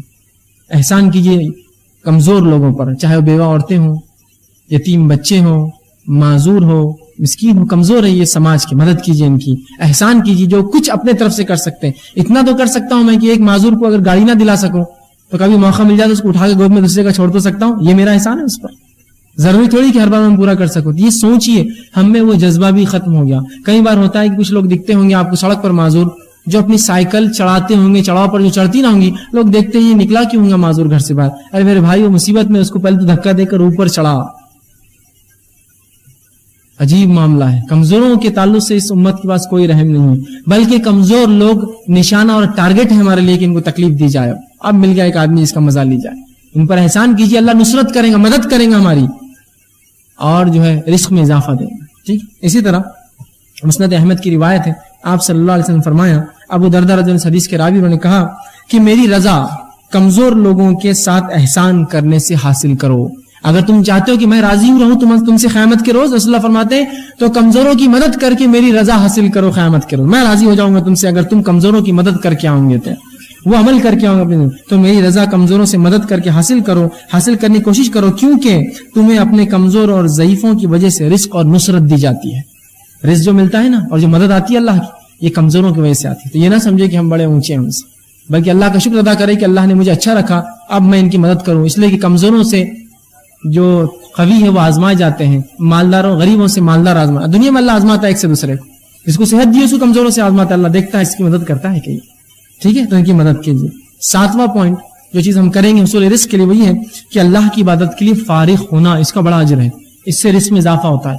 اب میں جب کہہ رہا ہوں اللہ کی راہ میں فارغ ہونا، تو آپ یہ مت سمجھیے کہ اب وہ جو ہے بوریا بستر لے کر اب بولیں گے اب مسجد میں رہنے جا رہا میں، 20 بچوں کو، بھائی اب بس اب تم رہو، بہت دن ہو گئے، اب میں اللہ کی راہ میں فارغ. نہیں، فارغ ہونے کا علماء معنی لکھتے یہ ہے کہ جو کچھ عبادت بندہ کرے خالص اللہ کے لیے کرے اور مکمل خوشی و خضوع سے کرے، یہ ہے اللہ کے لیے فارغ ہونا. مثال کے طور پر مسجد میں جا رہا ہوں نماز کے لیے، تو مکمل خوشی اور خضوع اور اخلاص کے ساتھ نماز پڑھوں تو یہ اللہ کے لیے فارغ ہونا ہوا. سمجھ رہے بات؟ یہ ہے فارغ ہونا. تو یہ مت سمجھیے آپ کہ اب سب چھوڑ دینا دنیا آپ کو، نہیں. جو کچھ کروں گا خالص نیت سے اور خوشی اور خضوع، اعضاء اور جوارح، دل اور دماغ سب میرا اس عبادت میں ہوگا. چاہے نماز پڑھ رہا ہوں، روزہ رکھ رہا ہوں، زکات دے رہا ہوں، حج کر رہا ہوں، عمرہ کر رہا ہوں، جو کچھ کروں، پوری ذکر و اذکار کر رہا ہوں اللہ کے، سب مکمل اپنے آپ کو اس میں اس کے اندر جو شامل کر دوں اور وہ عبادت کروں. یہ ہوتا ہے فارغ ہونا. آئیے اس کے تعلق سے مسلم کی روایت ہے، اللہ رب العزت فرماتا ہے، اللہ کے رسول فرماتے ہیں، ان تعبد اللہ کانک ترا. احسان کے تعلق سے آتا ہے، مسلم کی طویل روایت ہے. آخری ایک حصہ جس میں جبرائیل علیہ السلام نے رسول اللہ سے پوچھا کہ احسان کیا ہے، تو آپ نے فرمایا ان تعبد اللہ کانک ترا، تو اللہ کی بات ایسے کر جیسے تو اسے دیکھ رہا ہو. فإن لم تكن ترى فإنه يرى، اگر تو یہ نہ تصور کر سکے وہ تو اسے دیکھ رہا ہے تو یہ جان لے اللہ تجھے دیکھ رہا ہے. مطلب مکمل طور سے اپنے آپ کو فارغ کر کے اللہ کی بات کر، جیسے تو اللہ کو دیکھتے ہوئے کر رہا ہے اپنے رب کو، اور یہ تصور نہ آئے تو یہ جان لے کہ تیرا رب تجھے دیکھ رہا ہے جب تو عبادت کر رہا ہے. ایسا خالص ہو کے عبادت کرنا ہے، اعضاء و جوارح پورے اس چیز کے اندر. تو فارغ کرنا، یاد رکھیے اس سے فائدہ۔ اسی طرح جو ترمذی کی روایت ہے، ابو ہریرہ رضی اللہ عنہ فرماتے ہیں اللہ کے رسول صلی اللہ علیہ وسلم فرمایا کہ اللہ فرماتا ہے اے آدم کے بیٹے میری عبادت کے لیے اپنے آپ کو فارغ کر، اے آدم کے بیٹے میری عبادت کے لیے اپنے آپ کو فارغ کر، میں تیرے سینے کو تونگری سے بھر دوں گا، میں تیرے سینے کو اطمینان سے اور تجھے جتنا آتا ہے اس میں اطمینان دے دوں گا، سکون دے دوں گا۔ دوسرا فائدہ فرماتے ہیں تجھے بے نیاز کر دوں گا، تجھے ضرورت نہیں کسی سے مانگنے کی، تجھے بے نیاز کر دوں گا۔ اور ایسا نہ کیا، اگر تو نے فارغ نہ کیا اپنے آپ کو میری عبادت کے لیے، ایسا نہ کیا تو تیرے ہاتھ ایسے کاموں میں الجھا دوں گا جس میں تو پریشان ہوگا، تجھے ایسے کاموں میں ملوث کر دوں گا جس سے تو پریشان ہوگا، اور تیری محتاجی کو کبھی ختم نہیں کروں گا، میں تجھے ہمیشہ محتاج رکھوں گا۔ تو جو بھی عبادت کرے خالص اللہ کے لیے ہم کریں، ٹھیک ہے۔ اسی طرح 8واں نکات جو ہمیں کرنا ہوگا اگر ہم چاہتے ہیں ہمارے رزق میں اضافہ، وہی ہے کہ شرعی علم کے حصول کے لیے جو لوگ اپنے آپ کو فارغ کرتے ہیں ان کی مدد کیجیے، معلوم اس کا بڑا اجر ہے۔ جو لوگ شرعی علوم کے لیے اپنے آپ کو فارغ کرتے ہیں، جو لوگ یہ کرتے ہیں کہ اپنے نفسوں کو فارغ کر دیتے ہیں کہ ہم جو ہے شرعی علم حاصل کریں گے اور اس امت کو جو دیں گے، جس طرح سے علماء ہوتے ہیں، حفاظ ہوتے ہیں، ان کی مدد کیجیے، اس سے بھی رزق میں بڑھوتری ہوتی ہے۔ آئیے واقعہ سناتا ہوں، ترمذی اور حاکم کی روایت ہے، انس بن مالک رضی اللہ عنہ فرماتے ہیں اللہ کے رسول صلی اللہ علیہ وسلم کا ایک بھائی آیا جو اپنے دوسرے بھائی کی ایک شکایت لے کر آیا تھا، اور اس نے کہا اے اللہ کے رسول یہ میرا بھائی کیا کرتا ہے، تجارت پر زیادہ آتا نہیں ہے، اور بس جب موقع ملا بھاگ کر آپ کے پاس آتا ہے اور بس آپ کے پاس رہتا ہے، آپ کی ساتھ رہتا ہے اور علم سیکھتا ہے آپ سے۔ تو اللہ مطلب کمپلین شکایت کرنے لگا، اللہ کے رسول نے فرمایا شاید تجھے رزق اسی کی وجہ سے دیا جاتا ہے، اس طرح بھائی کے شرعی علم سیکھنے کی بنیاد پر ہی شاید تجھے اللہ رزق دیتا ہے۔ تو شرعی علوم کے لیے جو فارغ ہوتے ہیں ان پہ خرچ کیجیے، ان پہ خرچ کیجیے۔ عبداللہ بن مبارک رحمہ اللہ جو کہ امام بخاری کے بہرحال استاد بھی ہے، ان سے جب کسی نے پوچھا کہ میں صدقہ کس کو دوں، اگر میں کچھ خرچ کرنا چاہوں تو کس پہ خرچ کروں، تو انہوں نے کہا کہ تو علماء پر خرچ کر، اس لیے کہ طرح سب سے بہترین صدقہ ہوں گا، سب سے زیادہ اجر دیں گا۔ جو فارغ کر لیتے اپنے آپ کو اللہ کے دین کے لیے خاص، ان پر خرچ کرنا اس کا بڑا اجر و ثواب ہے۔ آج ہم نے یہ مسئلہ چھوڑ ہی دیا، جو لوگ اللہ کے لیے فارغ ہوتے ہیں ان پر خرچ نہیں کرتے ہیں، اور ان کو سب سے منیمم تنخواہ پر لا کر چھوڑ دیا، اور پھر ان کی بے بسی اور بدحالی کو لوگوں میں بیان کرتے ہیں، کائگو کرنا تھا ایسا، پڑھنا لکھنا نہیں تھا کیا، فلاں نہیں کرنا تھا کیا۔ ارے یہ تو ذریعہ ہے آپ کے لیے کہ آج اگر یہ لوگ ہیں، اگر صحیح علم حاصل کر رہے ہیں، لوگوں تک پہنچا رہے ہیں، تو آپ ان کی مدد کیجیے، چونکہ انہوں نے اپنا وقت اور اپنی زندگیوں کو وقف کیا کسی کام کے لیے۔ لیکن پھر لگاؤں گا علماء حق کے لیے کام کیجیے، علماء سو کے لیے نہیں، ورنہ کچھ لوگ ہوتے ہیں جو لوگوں کے مال پر نظر رکھتے ہیں، صرف اپنی عبادتیں اور اپنا تمام کام لوگوں کے مال کے لیے کرتے ہیں۔ علماء حق پر خرچ کیجیے۔ تو انہوں نے کہا سب سے بہترین طرح صدقہ وہ ہے کہ تو کسی طالب علم یا کسی عالم کے اوپر خرچ کر، اس لیے کہ یہی پھر امت کو، اور یقیناً امت کے وارث اللہ کے رسول نے کہا وہ ہے جو علماء حق ہے، وہ امت کے وارث ہے، تو ان پر خرچ کیجیے۔ حصول علم کے لیے جو فارغ ہوتے ہیں ان پر خرچ کرنا اس کا بھی بڑا اجر ہے، بڑا اجر ہے، ٹھیک ہے۔ 9واں نکات جو حصول رزق کے لیے ہم کر سکتے ہیں وہ یہ ہے کہ اللہ کی راہ میں ہجرت کرنا۔ جو اللہ کی راہ میں ہجرت کرتا ہے اللہ اس کے رزق میں اضافہ دیتا ہے، اور اللہ سبحانہ تعالیٰ قرآن میں فرماتا ہے۔ اب ہجرت کس کو کہتے ہیں پہلے سن لیجئے۔ ہجرت یہ نہیں ہے کہ میں ایک شہر سے دوسرے شہر جاؤں، میں اورنگ آباد سے نکلا بمبئی گیا اور لوگوں کو میں ہجرت کر کے آیا۔ ہجرت یہ ہے کہ جب ایک علاقے میں آپ کو اللہ کے دین پر چلنے نہ دیا جائے، اس وجہ سے آپ اس علاقے کو چھوڑ کر دوسرے علاقے میں جائے، دارالکفر کو چھوڑ کر دارالامن یا دارالسلام کی طرف بڑھے، تو اس کو ہجرت کہلاتی ہے۔ جیسے کہ اللہ کے رسول صلی اللہ علیہ وسلم کا صحابہ کو حکم دینا مکے سے ہجرت کر کے حبش جانے کی، یا مکے سے خود آپ کا ہجرت کر کے مدینہ جانا۔ ایک طرف دارالکفر میں سے نکل کر آپ دارالامن میں گئے، کہ تو حبش چونکہ مسلمان ملک نہیں تھا، خالی دارالامن تھا، وہاں تکلیف نہیں پہنچی، اور مدینہ دارالسلام تھا، وہاں مسلمانوں کی حکومت ہو چکی۔ رسول اللہ جانے کے بعد تو بہرحال پورا مکمل طور سے وہ مسلمانوں کی قبضے میں آ چکا تھا۔ اس کو کہتے ہیں ہجرت۔ اللہ قرآن نے فرماتا سورہ نساء آیت نمبر 100 کے اندر کہ جو اللہ کی راہ میں ہجرت کرے گا وہ زمین میں رہنے کی بہت جگہ اور روزی میں کشادگی پائیں گا۔ تو جو اللہ کی راہ میں عبادت کے لیے ہجرت کرتا ہے اللہ سبحانہ تعالیٰ یاد رکھیے اس کو اجر دیتا ہے۔ یہ 9واں پوائنٹ تھا۔ آئیے 10واں پوائنٹ اور آخری پوائنٹ جو ہوگا تو یہ ہے کہ حج اور عمرے میں مطابقت کرنا، اس سے بھی رزق بڑھتا ہے۔ حج اور عمرے مطابقت کیا ہے کہ حج کیا، علماء لکھتے ہیں کہ حج کیا اور پھر اس کے بعد عمرہ کیا، پھر حج کیا، اس کے بعد حج آیا، پھر عمرہ، مطابقت ایک کے بعد ایک عمرے اور حج کو کرنے سے بھی اللہ رزق میں اضافہ دیتا ہے۔ بہت سے لوگوں کو ہم نے دیکھا جب لوگ حج کو جاتے ہیں ایک سے دوسری بات لوگ بولتے رہے کیا بار بار حج کو جا رہے ہیں، اس سے اچھا یتیموں کو نہیں، حج کو جانا چاہیے۔ یاد رکھیے اللہ نے استطاعت دیا ہے ضرور آپ دیں. ہاں لیکن یہ بات بھی غلط ہوگی کہ گھر میں ضرورت ہے آپ کے بھائی کو جو کہ بھوک سے مر رہا ہے اور آپ بولے میں چاہوں گا اس کو نہیں دوں گا, یہ تو غلط ہے. لیکن یہ کرتے ہوئے اگر کوئی چاہتا ہے اللہ نے مال و دولت دی ہے, رزق میں اضافہ چاہتا ہے, تو حج اور عمرے میں مطابعت کرے, حج کرے پھر عمرہ کرے, پھر حج کرے پھر عمرہ کرے اور پھر حج. مطابعت اس چیز کہتے ہیں, ایک کے بعد ایک استطاعت اللہ نے دی ضرور کیجیے, اس سے بھی رزق میں اضافہ ہوتا ہے. اللہ کے رسول کی ترمذی کی اور نسائی کی روایت ہے جو عبداللہ ابن مسعود رضی اللہ عنہ حدیث کے راوی, آپ صلی اللہ علیہ وسلم نے فرمایا حج اور عمرے کو ایک دوسرے کے بعد ادا کرو, کیونکہ وہ دونوں فقر اور گناہ کو, وہ دونوں غریبی کو اور گناہوں کو ایسے دھو ڈالتے ہیں جس طرح سے بھٹی لوہے کو اور زنگ کو الگ کر دیتی ہے اور بھٹی سونے کو اور چاندی کو اس کے میل اور کچیل سے الگ کرتی ہے. اس طرح حج اور عمرہ کرنے سے گناہ نکل جاتے ہیں اور اللہ فقیری کو دور کرتا ہے اور مالداری عطا کرتا ہے. تو یہ چند نکات تھے بہرحال جو میں نے مناسب سمجھا آپ کے سامنے رکھنا. ترتیب وار کوشش کی میں نے کہ اہمیت کے اعتبار سے کچھ ایک کے بعد ایک رکھتے جاؤں, اور جو کام ہم آسانی سے کر سکتے ہیں اس کو پہلے ترتیب 2 3 ایسا رکھنے کی کوشش کی. بہرحال جو 10 نکات میں نے آپ کے سامنے رکھے پھر گنوا دوں. توبہ اور استغفار, دوسرا اللہ کا تقوی, تیسرا اللہ پر توکل, چوتھا صلہ رحمی کرنا, پانچواں اللہ کی راہ میں مال خرچ کرنا, چھٹا کمزوروں کے ساتھ احسان کرنا, ساتواں اللہ کی عبادت کے لیے اپنے آپ کو فارغ کرنا, آٹھواں شرعی علوم کے لیے جو لوگ وقف ہو گئے ان کا مدد اور تعاون کرنا, نواں اللہ کے راہ میں ہجرت کرنا, اور 10واں حج اور عمرے میں مطابعت کرنا, ایک کے بعد ایک کرنا. اس سے جو ہے انسان کے رزق میں جو اضافہ ہوتا ہے اور اس میں جو ہے بڑھوتری ہوتی ہے. تو لہٰذا ہم کوشش کریں, اور میں یقیناً یہ نہیں کہہ رہا ہوں کہ اتنے ہی اصول ہیں, اور بھی بہت سی باتیں, بہت سی آیتیں اور علماء نے بہت سے احادیث سے نکات نکالے ہیں جس میں یہ پتہ چلتا ہے کہ فلاں فلاں کام کا اس میں اضافہ ہوتا ہے. لیکن یہ مشہور اور معروف چیزیں تھی جو آسانی سے مجھے ملی اور میں نے آپ کے سامنے رکھنے کی کوشش کی.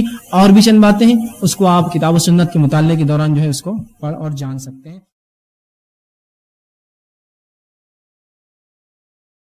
اعوذ باللہ من الشیطان الرجیم, بسم اللہ الرحمن الرحیم, الحمدللہ والصلاۃ والسلام علی خاتم النبیین والمرسلین وبعد. بہرحال بھائی نے ایک سوال کیا اور کل بھی یہ سوال آیا تھا اور میں نے الحمدللہ تفصیلی اس کا جواب دیا تھا.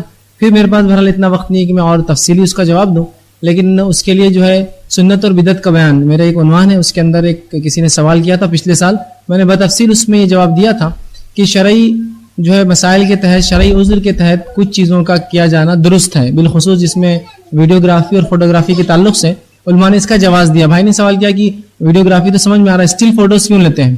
تو دیکھیے اس میں 2-3 باتیں ہیں کہ اسٹل فوٹوز جو ہے وہ ریکارڈ کے لیے کام آتی. دوسرا, بہت سے اخبار کے نمائندے بھی یہاں تھے, ہر آدمی ہماری طرف سے فوٹو نہیں کھینچ رہا یہاں, ٹھیک ہے. اخبارات کے اور نیوز پیپرز کے نمائندے تھے جو مختلف اپنے اخبار میں شائع کرنے کے لیے تصاویر لیتے ہیں, جو ایک تصویر سے ان کا کام نہیں چلتا ہے. وہ ایک وقت میں وہ کئی تصاویر لیتے ہیں جس میں سے ایک چھاپتے ہیں وہ, ٹھیک. تو ہر تصویر جو یہاں کھینچی جا رہی وہ ہمارے طرف سے نہیں ہے, وہ اخبار کے نمائندے ہوتے ہیں جو 100-200 یا اس قسم کی تصویر لیتے ہیں, تو اس میں سے چھانٹ کر کوئی 1 2 یا 3 وہ اپنے اخبارات میں شماروں میں شائع کرتے ہیں. تو اس کے تحت بہرحال وہ لیا جا رہا ہے. جی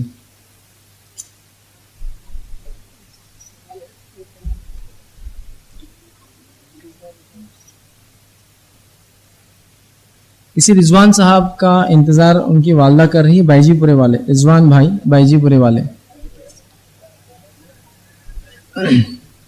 ایک سوال خواتین کی طرف سے آیا ہے, کہتے ہیں گھر میں لڑکی کی پیدائش ہونے سے رزق کا دروازہ کھول دیا جاتا ہے, کیا یہ صحیح ہے؟ یہاں لڑکی سے مراد, اچھا شاید انہوں نے چھوڑ دیا. تو بہرحال رزق کا دروازہ کھل جاتا ہے, انہوں نے کہا لڑکی کی پیدائش سے. تو بہرحال ایسی تو کوئی روایت نہیں کہ لڑکی کی پیدائش ہونے سے رزق کے دروازے کھل جاتے ہیں, لیکن یہ بات تو اپنی جگہ درست ہے, ہر پیدا ہونے والا اپنا رزق خود لاتا ہے. اس بات کے تحت اگر کوئی یہ کہہ دیتا ہوں گا لڑکی بھی پیدا ہو تو اپنا رزق لاتی ہے, الگ بات ہے, اس لیے کہ ہر پیدا ہونے والا اپنا رزق لاتا ہے. اللہ نے قرآن میں کہا کہ اپنی اولاد کو رزق کے ڈر سے, املاق کے خشیت سے, خشیت الاملاق, قتل مت کرو, ہم انہیں بھی رزق دیتے ہیں اور تمہیں بھی رزق دینے والے ہیں. تو اس کے تحت لوگ یہ کہہ دیتے ہوں گے کہ لڑکی بھی پیدا ہو تو اپنا رزق لاتی ہے, لڑکا بھی پیدا ہو تو اپنا رزق لاتا ہے. لیکن ایسی کوئی حدیث تو میں نے آج تک نہیں پڑھی جس میں یہ ہو کہ لڑکی پیدا ہونے سے, مخصوص لڑکی کی پیدائش سے وہ اپنا رزق لاتی ہے. ہر انسان جو پیدا ہوتا ہے اپنا رزق اللہ کے پاس سے خود لکھا کر لاتا ہے.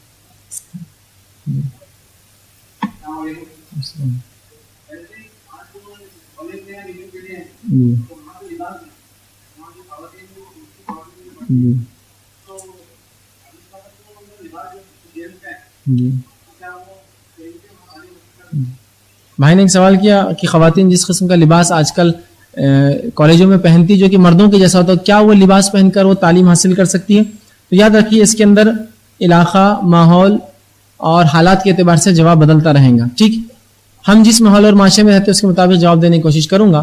سب سے پہلی چیز، ٹھیک، تعلیم حاصل کرنا مرد اور عورتوں پر فرض ہے. ٹھیک، تعلیم کی طلب رکھنا، علم حاصل کرنا مرد اور عورتوں پر فرض ہے. پھر علم شرعی ہو یہ اول ہے، اور علم دنیا یہ ثانی، دونوں لیکن حاصل کرنا ضروری ہے. اب کچھ ایسے شعبے ہوتے جو مخصوص ہے جن میں عورتوں کا جانا ضروری بھی ہے، یہ فرض کفایہ ہے. مثال کے طور پر جو عورتوں کی بیماری امراض ہیں، بچوں کی پیدائش کے مسائل ہیں، تو ظاہر سی بات ہے اس کے لیے ہم کو لڑکیوں کی ضرورت ہے، عورتوں کی جو اس فن میں مہارت حاصل کرے، تبھی تو پھر ہماری بیویوں اور ہمارے بچیوں کو، ہماری بہنوں کو، ہماری ماؤں کو ان کے پاس ہم بھیج سکتے ہیں. لیکن اگر ایسا ہو جائے کہ اس فیلڈ اور فن کے اندر جانے کے لیے حکومت یا انسٹیٹیوشنز ایسے قوانین لاگو کر دے کہ یہ لباس پہن کر ہی آپ داخلہ لے سکتے ہیں، اور دوسرا کوئی ایسا کالج انسٹیٹیوشن موجود نہ ہو جس میں وہ کورس کیا یا کرایا جاتا ہو، اور یہ مجبوری ہو، اس لیے کہ امت کا جو مسئلہ ہے عورتوں کے امراض وہ زیادہ بڑا ہے بنسبت اس صرف لباس سے. ٹھیک ہے، کہ تو اگر ہم عورتوں کو اس تعلیم میں نہیں ڈالیں گے صرف ان کے لباس کی وجہ سے، تو جو مسئلہ اس سے پیدا ہوگا یہ ہے کہ غیر مسلم عورتیں وہ تعلیم حاصل کر لیں گی یا غیر مسلم مرد اور مسلم مرد کریں گے. اب کیا اپنی بیوی کو ہم غیر مسلم مردوں کے پاس یا مسلم مردوں کے پاس یا غیر مسلم عورتوں کے پاس بھیج کر محفوظ سمجھیں گے؟ واقعات آپ کے سامنے، حالات آپ کے سامنے، ہر شخص رو رہا ہے. جو حالات ہوئے کہ ہم نے اس فیلڈ اور فن کے اندر خواتین کو پہلے تو ڈالا ہی نہیں، جو کہ بالخصوص کچھ فن ایسے ہوتے جیسا میڈیکل فیلڈ ہو گیا. اب اگر اس فن میں عورتیں، مسلمان عورتیں آگے نہیں بڑھیں گی تو اس کے نقصانات کیا ہوئے آپ سب جانتے ہیں. کہ گورنمنٹ نے جو پالیسیز بنائیں، اس کے لیے ڈاکٹروں کو جو انتخاب کیا، اور مسلمان خواتین کے جو سلوک ہوا کہ بس آپ وہاں گئے اولاد کی پیدائش کے لیے اور انہوں نے آپ کو سیزر کر دیا، اس لیے کہ وہ جانتے ایک دو سیزر جب ہو جائیں گی تو اس کے بعد اولاد پیدا پھر قدرتی ذریعے سے نہیں ہوں گی، دوسرے بار پھر سیزر ہی ہوگا اس کا، اور ظاہر سی بات ہے اس سے 2 سے 3 اولاد سے زیادہ انسان پیدا نہیں کر سکتا. ٹھیک، اسی طرح انہوں نے اپنے کمائی کے طریقے بھی نکالے. جب ایک با حیا، با پردہ مسلم خاتون جب ایک ڈاکٹر بنے گی تو یہ بحالت مجبوری میں کہہ رہا ہوں، اگر ایک انسٹیٹیوشن ہے یا سب انسٹیٹیوشن کہتے ہیں کہ پینٹ شرٹ کے بغیر داخلہ نہیں ہے، لیکن ڈاکٹری فیلڈ میں جانتے ہیں اپرون ہوتا ہے، اپرون پہ اسکارف باندھنے کی اجازت الحمدللہ ہے کالجز میں، تو اگر یہ کر کے 2-3 سال وہ گزار لیتی ہے، لیکن امت کو اس سے ایک بہت عظیم فائدہ ہے. ورنہ مسلمان عورتیں خام و خواہ کے غیر مسلموں کے سامنے بے حیا اور بے پردہ ہوں گی، آپ سب جانتے ہیں یہ مسئلہ. تو لہٰذا اس کے تحت یہ اجازت دی جا سکتی ہے کہ مسلمان خواتین ایسے پیشے میں جائے جہاں تھوڑا بہت کمپرومائز، بہت زیادہ میں نہیں کہہ رہا ہوں کہ وہ کہے کہ بھائی آپ کا اسکارف بھی نہیں چلیں گا، اپرون بھی نہیں چلیں گا، یہ بھی نہیں ہوگا اور فلاں بھی نہیں ہوگا اور پینٹ ایسی ہوں گی اور شرٹ ایسا ہوگا.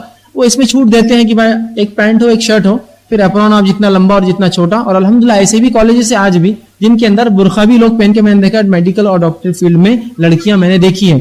تو بہرحال اس فن میں جا کر تھوڑا بہت اگر ہو جاتا ہے کمپرومائز، جو لڑکوں جیسا لباس پہننا پڑتا ہے، پینٹ مجھے معلوم سب جگہ کمپلسری ہے، لیکن اس کے فائدے بہت زیادہ ہے اس امت کو جو ہوں گے اس سے، تو اجازت دی جا سکتی ہے کہ کر لے. اگر مکمل ہم صرف ایک لباس کی وجہ سے روک دیں گے تو جو بے حیائی اس وجہ سے ہوں گی کہ جب مسلم ڈاکٹرز نہیں ہوں گے، فیمیل بالخصوص خواتین، تو پھر جو مسائل پیدا ہوں گے یا تو مرد کے پاس جانا پڑیں گے مسلم، جو ہم گوارا نہیں کریں گے، یا غیر مسلم مرد اور خاتون کے پاس جانے گا، جو تو بالکل ہمارے بس کے باہر کی بات ہے. اس معاملے میں یہ بہرحال صرف اجازت حالات اور ماحول کے اعتبار سے، ضروری نہیں کہ میری بات ہر جگہ یکساں لاگو ہو. ہاں لیکن کوئی یہ کہے کہ ہم مسلم ممالک میں رہتے ہیں اور وہاں ہم کو پردے کی اجازت ہے، پھر بھی ہم جو ہے پینٹ شرٹ پہنیں گے اس لیے کہ کفاروں کے علاقوں میں سب پہنتے ہیں، تو پھر تو اس کی اجازت ایسی تعلیم کی تو نہیں دی جائیں گی.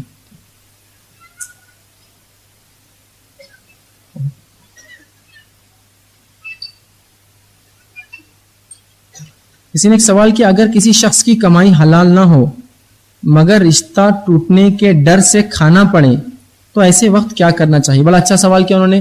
تو ایسا ہوتا ہے کہ جب انسان دین کا علم سیکھتا ہے، شرعی علم حاصل کرتا ہے، اور جب اسے علم ہوتا ہے تو وہ دیکھتا ہے کہ حرام کھانے تو بہت خطرناک ہے، اس سے دعائیں اللہ قبول نہیں کرتا، اس کے نقصانات ہیں، تو پھر وہ اجتناب کرتا ہے. اب پہلی چیز یاد رکھ لیجیے، رشتہ تو آپ کو توڑنا نہیں، یہ بات تو طے ہے جب تک کہ وہ نہ توڑ لے، سوائے اس کے کہ وہ الگ بات ہے کہ وہ کہے کہ ہمارے جیسے تم بن جاؤ تو ہمارے ساتھ ہو تو پھر تو آپ توڑ دیں گے، لیکن وہ کہے کہ بھائی اپنا آپ کرتے رہو، ہم یہ کام کرتے رہیں گے. پہلی چیز، کیا وہ جو کمائی ان کی 100% حرام ہے؟ 100%؟ اب بولیں گے نہیں، کچھ فیصد ان کی کمائی حرام ہے، کچھ فیصد. لیکن یاد رکھیے شک کی بنیاد پر حرام قرار نہیں دے سکتے آپ. بہت سے لوگ ہوتے ہیں، کسی کے پاس دعوت آئی، کیا کرتے ہو؟ تو وہ گورنمنٹ آفس میں ہے تو بولتے ہیں گورنمنٹ آفس میں ہے تو رشوت لیتے ہوں گے تو ہم دعوت میں نہیں جائیں گے. یہ نہیں چلتا, یہ تو گمان ہے آپ کا, گیس ہے, ٹھیک ہے, یہ شک ہے, گمان کے اوپر کوئی کام نہیں کیا جاتا, یاد رکھیں, ٹھیک ہے. تو آپ کو پہلے یقین کرنا ہوگا. اب آپ بولیں گے اب ہر دعوت آئیں گے تو ہم کہاں کہاں تک یقین کریں گے, کہاں کہاں کس کی جان. آپ کو جانچنا نہیں ہے. انسان کے بارے میں ماحول میں مشہور ہوتا ہے وہ آدمی کیسا ہے, اس کی کمائی کیسی ہے, اس بات کو آپ تحقیق کر سکتے ہیں آسانی سے. ان کا کیا ہے, تو آپ کو اگر شک ہو تو اگر کچھ فیصد صرف اس کی کمائی حرام ہے تو آپ ایسی دعوت میں جا سکتے, کوئی مسئلہ نہیں. لیکن ہاں اس کی فیصد کا اکثریت حصہ کمائی کا حرام ہے تو آپ کیا کیجئے, اس دعوت میں آپ نہیں جائیں گے پہلے تو. دوسرا, خالی جائیں گے نہیں آپ ان کو کہیں گے کہ آپ کیوں نہیں جا رہے ہیں, تاکہ ایک پریشر ڈیولپ ہو ان کے اوپر کہ لوگ یار مجھ سے اجتناب کر رہے ہیں, پرہیز کر رہے ہیں مجھ سے. آپ خاموشی میں نہیں جائیں گے تو بولیں کیوں نہیں آ رہے, کیا چل رہا.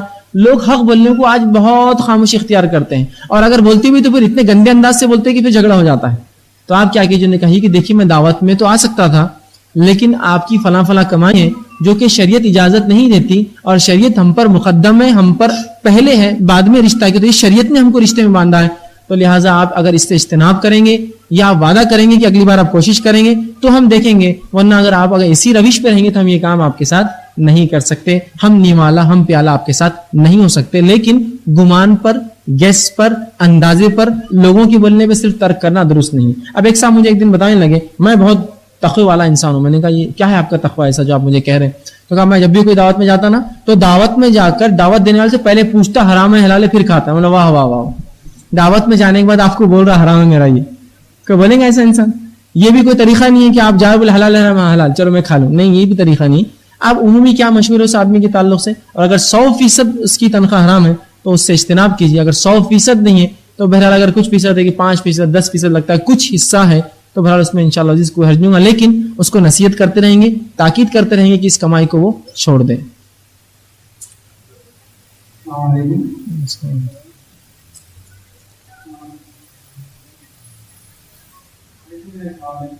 جی بہت سارے لوگ یہاں پر حکومت سے انکم ٹیکس سے بچنے کے لیے گاڑی finance, flat finance, business finance پر کراتے ہیں, اور اس کے بعد اگر کوئی انسان بزنس فائننس کرا کر اسی پیسوں سے خود کے لیے اپنے گھر والوں کے لیے رسک کا انتظام کرتا ہے. بہرحال انشاءاللہ اس کی تفصیلات میں نے آنے والا جو ایک درس ہے سود اور رشوت, انشاءاللہ اس پر ایک تفصیلی بحث ہے, اس میں میں انشاءاللہ رکھوں گا. بس مختصر, لیکن آج چونکہ آپ نے پوچھا ہے پھر ایک بار انشاءاللہ اس نے پوچھے میں اور تفصیلی جواب دوں گا کہ ایسا انسان جو خالی حکومت سے کچھ بچانے کے لیے ٹیکسز اس طرح کا کوئی عمل کرتا ہے کہ وہ پیسے بچانے کے لیے سود پر کچھ لیتا ہے, تو سب سے پہلی چیز یاد رکھیے, اگر ٹیکس دینا بہت اگر معمولی تھوڑا سا ہے تو آپ میں سمجھتا ہوں دینا زیادہ بہتر ہے بنسبت اس کو بچانے کے لیے آپ ایک حرام کام میں ملوث ہو. مثال کے طور پر گورنمنٹ آپ کو ٹیکس لگا رہی ہے فلاں کام پہ 10,000 روپئے, آپ صرف وہ 10,000 سال بھر کے, سال میں ایک بار ہوتا ہے نا, ٹیکس سے بچنے کے لیے آپ کیا کریں 2, 2.5, 3 لاکھ روپئے گورنمنٹ سے ادھار لے کے 10,000 سود بھر رہے ہیں اس کی تو اجازت نہیں دی جا سکتی آپ کو. ہاں کوئی کہے کہ میرے کروڑوں روپئے جو جا سکتے اس میں, اس کو بچانے کے لیے کروڑوں روپئے, اور یہ پیسے جو کروڑوں بچ سکتے میں امت کے کچھ فلاح اور بہبود کے یا امت کے تعلیم کے لیے, امت کے فروغ کے لیے استعمال کر سکتا ہوں, اور میرا سی اے مجھے یہ چارہ اور رائے دیتا ہے کہ میں اس معاملے میں ایسا کر لوں تو میں یہ کروڑوں روپئے امت کے فائدے کے لیے استعمال کر سکتا ہوں, تو شریعت کو اجازت دیتی کہ ایک بڑا فائدہ امت کو جائے بنسبت اس نقصان کی. یہ ایک شکل ہے, اسپیشل کنڈیشن ہے.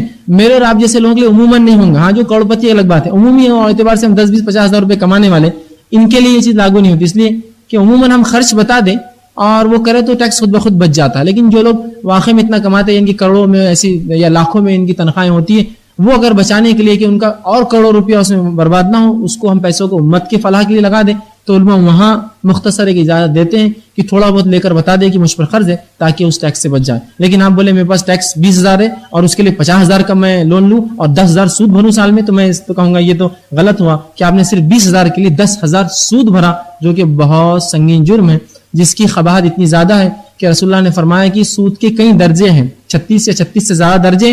اس کا آخری درجہ گناہ میں یہ ہے کہ اپنی ماں کے ساتھ زنا کرنا, تو اس کی اجازت تو نہیں دی جائیں گی کہ تھوڑے سے رقم کے لیے آپ یہ کام کر بیٹھے. لیکن ایک بہت بڑا انسان جو کروڑوں میں اس کا بزنس ہے اور اس کو اللہ دیتا ہے, نوازتا ہے, وہ اگر امت کے فلاح کے لیے وہ کروڑ روپے اگر بھرنا جاتے ہوئے کچھ کر لے, تو یہاں شریعت اس مخصوص انسان کو اس کے مخصوص حالت میں اجازت دیتی ہے. ٹھیک,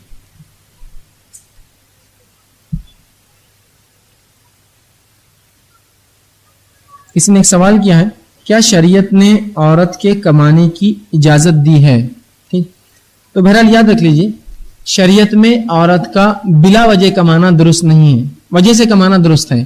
مثال کے طور پر کوئی شخص ہو، وہ بوڑھا ہو جائے، اس کو صرف لڑکیاں ہوں، کوئی لڑکا نہ ہو، وہ بیمار ہے، اس کے پاس رزق کا مسئلہ ہے، بحالت مجبوری اس کی بچیاں کام کرتی ہے، شریعت اس کی اجازت دیتی ہے۔ کوئی خاتون ہے جس کا شوہر مر جائے اور اس کے بچے ہوں اور وہ یتیم ہیں اور ان کو پرورش اور پالنے کے لیے اس کا ذریعہ نہ ہو تو وہ کر سکتی ہے۔ ہونا تو یوں چاہیے تھا کہ امت کے پاس ایسے ادارے ہو، بیت المال کے ایسے نظم ہو، جہاں پتہ چلا کہ یہ عورت بیوہ ہوئی تو سب سے پہلے تو اس کا نکاح کا آپ انتظام کرے، اور نکاح کا انتظام نہیں ہو سکتا تو سب سے پہلے اس کی کفالت کا انتظام کرے۔ لیکن افسوس ہمارے پاس ایسا کوئی نظم باقی نہ رہا۔ ہم نے اپنے ہاتھوں سے، جس کو کہیں گے ایک مثال ہے، اپنے پیروں پر اپنے ہاتھوں سے کلاڑی ماری، یہ حال کیا کہ شریعت نے نظم دیا تھا، ہم نے اپنے ہاتھوں سے اس کو چھوڑ دیا۔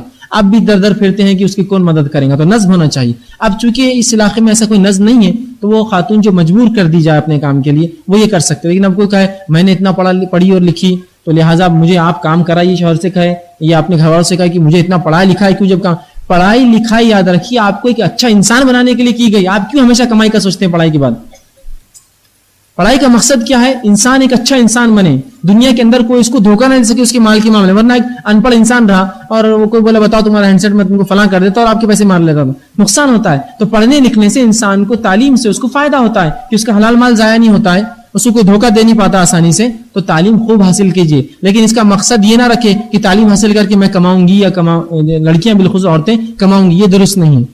بحالت مجبوری یہ کام الگ بات ہے۔ دوسرا، والدین لڑکیوں کو جب پڑھائے تو اس لیے پڑھائے کہ اسے اچھا انسان بنانا ہے۔ ہمارے والدین کیوں پڑھاتے لڑکیوں کو؟ معلوم آپ کو؟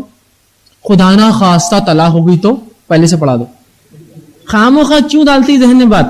پھر وہ لڑکی بھی کیا ہوتی جب شادی کرتی ہے اور کبھی جھگڑا ہو گیا بولتی میں پڑھی لکھی ہوں، میں پڑھی لکھی ہوں، مطلب چھوڑ دیو بھی تو کچھ نہیں۔ یہ مقصد ہے پڑھائی کا کہ آپ یہ اس لیے پڑھے کہ میں طلاق بھی ہو جائے تو میں بالکل خود جی سکتی ہوں اپنے قدموں پہ، نہیں، یہ مقصد نہیں ہے۔ اچھا انسان بنے اس لیے ہم تعلیم حاصل کرتے ہیں۔ تو والدین ہی بچوں سے یہ کہے، والدین کہتے بیٹا ہم تم کو اس لیے پڑھا رہے ہیں، اونچ نیچ ہو گئی تو، خدا نہ خواستہ یہ ہو گیا تو، یہ عجیب بات ہے۔ تعلیم کا یہ مقصد ہے، یہاں اونچ نیچ ہو گئی تو تعلیم کام آ سکتی ہے، بولنے کی کیا ضرورت کی، اس کے لیے ہم پڑھا رہے ہیں آپ کو۔ تعلیم کا مقصد ایک اچھا انسان، ایک اچھا فرد بنانا ہے تاکہ یہ مومن مسلمان سو کو دھوکہ نہ دے سکے۔ اور جو علوم دنیا میں چلتے ہیں، علوم میں مہارت حاصل کرنا بھی فرض کفایہ ہے، ٹھیک ہے، امت کے لیے۔ کچھ فن تو بالخصوص تعلیم کا ادارہ ہوا، طب کا ادارہ مطلب معاملہ ہوا، میڈیسن کا معاملہ ہوا، ٹھیک ہے، تو یہ کرنا چاہیے، ٹھیک ہے۔ تو اس معاملے میں عورت تعلیم حاصل کر سکتی ہے، تعلیم حاصل کرنا برا نہیں ہے، لیکن کمانا یہ درست نہیں۔ کچھ لوگ بولتے نہیں اب پڑھ لیے تو کماؤ، یہ درست نہیں، اس سے بہت نقصان ہوتا ہے۔ شریعت نے جو بھی بات کہی بڑی حکیمانہ کہی، اس لیے کہ دیکھیے کچھ گھر ایسے ہیں جہاں مرد اور عورت دونوں کماتے ہیں اور کچھ گھر ایسے ہیں جہاں دونوں پریشان ہیں۔ یہ کیوں ہوا؟ کہ تو عورتوں نے جب کمانا شروع کیا تو ایک عورت کی پوسٹ ایک مرد کا حق مار رہی ہو، جس سے خاندان کا حق جاتا ہے۔ شریعت نے کہا نہیں، یہ کمانے والا اس کو حق دو اس کے کمانے کا۔ اب آپ کہیں گے نہیں عورتیں بھی جاب کریں گے، تو کسی گھر میں دونوں جاب کریں، کسی گھر میں دونوں پریشان ہیں، ٹھیک۔ تو یہ ریزرویشنز بھی جو ہوئے حکومت نے نکالے، خود حکومت بھی پریشان ریزرویشن سے۔ وہ جو رپورٹس ہمارے سامنے آتی بہت اچھائی کے اعتبار سے آتی، اس کے نقصانات ظاہر نہیں ہونے دیے جاتے ہیں، بہرحال نقصانات ہیں۔ تو لہٰذا میں کہوں گا کہ خواتین بنا کسی شرعی عذر کے یوں ہی نہ کمائیں۔ شریعت اس کی اجازت نہیں تھی، شریعت نے آپ سے کہا کہ آپ اپنے گھروں میں رہیں، یہ آپ کے لیے زیادہ بہتر ہے۔ آپ کا شعبہ ہے بچوں کی پرورش، آنے والی نسل کو تیار کرنا، اس شعبے میں لگے رہیے۔ اب عورتوں کا ایک مسئلہ یہ بھی ہے کہ وہ یہ سمجھتی ہے شریعت نے جو ان کو گھر میں رکھا، وہ بولتی ہے کیا مصیبت میں ڈال دیا شریعت نے ہم کو، چار دیواری میں رہو، مشکل میں رہو، بچوں کو سنبھالو، فلاں کرو، ہم کو تو کوئی خوشی نہیں، کچھ نہیں، باہر نہیں جانا، مردوں کی اجازت دی۔ یاد رکھیے آپ کو بہت عظیم مقام دیا۔ ایک مثال دوں گا تو انشاءاللہ آپ کا مقام سمجھ میں آ جائے گا۔ ایک اسکول، ایک کالج کو آپ دیکھیے، کسی انسٹیٹیوشن کو دیکھیے، کسی بھی ایک محکمے کو دیکھیے، اس میں ایک تسلسل، ہیرارکی ہوتی ہے کہ بھائی باس، سب آرڈینیٹس، پی ایز اور فلاں class 1 officers, class 2، class 3، class 4 پیون، یہ ہوتا ہے، ٹھیک۔ اب ہم اسکول میں چلے جائیں، ایک محکمے میں چلے جائیں تو اس میں سب سے لوور پوسٹ کیا ہوتی ہے؟ میں اس کو برا نہیں کہہ رہا ہوں پوسٹ کو، لیکن اب ہوتا ہے جو ہوتا ہے میں بتانا چاہوں، وہ ہوتے ہیں پیونس، یا وہ ہوتے جو ہیلپرس ہوتے ہیں، یا ہوتے آفس بوائز ہوتے۔ یہ کوئی برا کام نہیں ہے، دیکھیے میں یہ نہیں کہنا چاہ رہا یہ برا کام ہے، لیکن پوسٹ کے اعتبار سے چھوٹی پوسٹ، کوئی بری چیز نہیں ہے۔ اب وہ انسان کا دیکھیے ایریا کتنا بڑا ہے، ادھر جاؤ ادھر جاؤ، اوپر کی کلاس میں جاؤ، نیچے کلاس میں جاؤ، اوپر کے آفس میں جاؤ، نیچے ڈپارٹمنٹ میں جاؤ، ادھر جاؤ، دن بھر بھاگتے رہتا ہے، اس کا آفس پورا ہے۔ اس سے اوپر ایک پوسٹ ہوتی ہے, سمجھا ایک اسکول میں لے لیجیے, اس سے اوپر ایک پوسٹ ہے وہ ٹیچر کی ہے. ٹیچر کا ایریا کتنا ہے؟ ایک کلاس روم, کچھ بچے ان کو پڑھاتا ہے, اس پہ کانسنٹریشن دیتا ہے, ٹھیک ہے. تو ٹیچر کی پوسٹ بھی بڑی ہے, تو اس کا کام دیکھیے آپ ایک محدود علاقے میں ہے. ٹیچر سے بڑی ایک پوسٹ ہے پرنسپل کی. پرنسپل تو کہاں رہتا بیچارہ؟ ایک کیبن میں خالی بیٹھا ہو دن بھر. آپ بولتے ہیں کیا بدھ بیچارہ مورتی, صبح آتا بیٹھا شام بیٹھا ہوا, لیکن اس کی پوسٹ بڑی ہے, 4 دیواری میں رہتا ہو, پوسٹ لیکن بڑی ہے اس کی. اب اس کے پرنسپل سے اونچا سنستھا کا جو مین باس رہتا, چلانے والا رہتا, پریسیڈنٹ, اس کا سیکرٹری, اس کا آفس دیکھیے اتنا چھوٹا سا کیبن, اس میں چھوٹا سا AC لگا ہوا, انٹرنیٹ لگا ہوا, وہاں اس کو جو لیپ ٹاپ کی فیسلٹی, پانی اس کے بولنے پہ آتا, چائے اس کی بازو رکھی ہوئی. اب وہ یہ بولے کہ یار دیکھو پیون کتنا اچھا ہے, کتنا گھومتا پھرتا, میرے کو 4 دیواری میں لا کے بٹھا دیے, چائے یہیں دے دے رہے, AC یہیں چلا دے رہے, انٹرنیٹ بھی میرے کو دے دیے, میرے کو تو جانے کچھ نہیں مل رہا, میرے کو خالی صحیح مارو بولتے, سائن کرو بولتے, پیون دو کتنا بھگتا, کتنا لکھتا, بورڈ صاف کرتا, یہ کرتا وہ کرتا, یار کیا کام ہے اس کا, کاش میں بھی یہاں سے نکل کر اس کے پوزیشن پہ جاتا. تو آپ بولیں گے یار یہ احمق دکھ رہا, میرے کو پاگل دکھتا ہے, یہ پاگل ہے نا جو آدمی اتنی بڑی پوسٹ چھوڑ کر وہ کرے. تو عورتوں کو بھی شریعت نے جو ایک چھوٹے علاقے میں رکھا, دیکھیے جتنا چھوٹا کیبن, سہولت اتنی زیادہ, ذمہ داری یقیناً بڑی, کام اتنا کم. تو شریعت نے عورتوں کو کہا تمہاری عظیم ذمہ داری ہے, بچوں کی پرورش, ایک چھوٹے علاقے میں رہو تم, گھر تمہارا ذمہ ہے, بھاگو بھاگو مت چپ باہر مردوں کے جیسا, یہ پیون کے جیسا بھاگتے رہیں گے, تمہارے لیے کما کے لائیں گے. تم پرنسپل کے جیسا اور ایک سنستھا چالک کے جیسا اندر آرام سے بیٹھو, بچوں کی پرورش کرو, یہ تمہارا اصل کام ہے. بحالت مجبوری, اگر کوئی شوہر نہ ہو, انتقال کر گیا ہو, باپ بیمار ہو, یا کوئی کمانے والا نہ ہو, گھر میں مرد نہ ہو, آس پڑوس اور محلہ آپ کو سپورٹ نہ کرتا ہو, تو میں کہوں گا پھر بحالت مجبوری آپ بالکل جاب کر سکتے ہیں. اس میں شریعت کا لحاظ رکھتے ہوئے, پردے کا لحاظ رکھتے ہوئے, لوگ غیر محرموں سے دوری کو باقی رکھتے ہوئے آپ یہ کر سکتے ہیں. تو یہ نہیں کہ اب بس شریعت نے اجازت دے دی, میں مجبور ہوں, اور آپ اندر گئے برقع نکال کے پھینک دیا, مرد بھی ہے عورتیں بھی, یہ تو شریعت نہیں. شریعت کے دائرے میں رہتے ہوئے انشاءاللہ العزیز آپ یہ کام کر سکتے ہیں. جی السلام.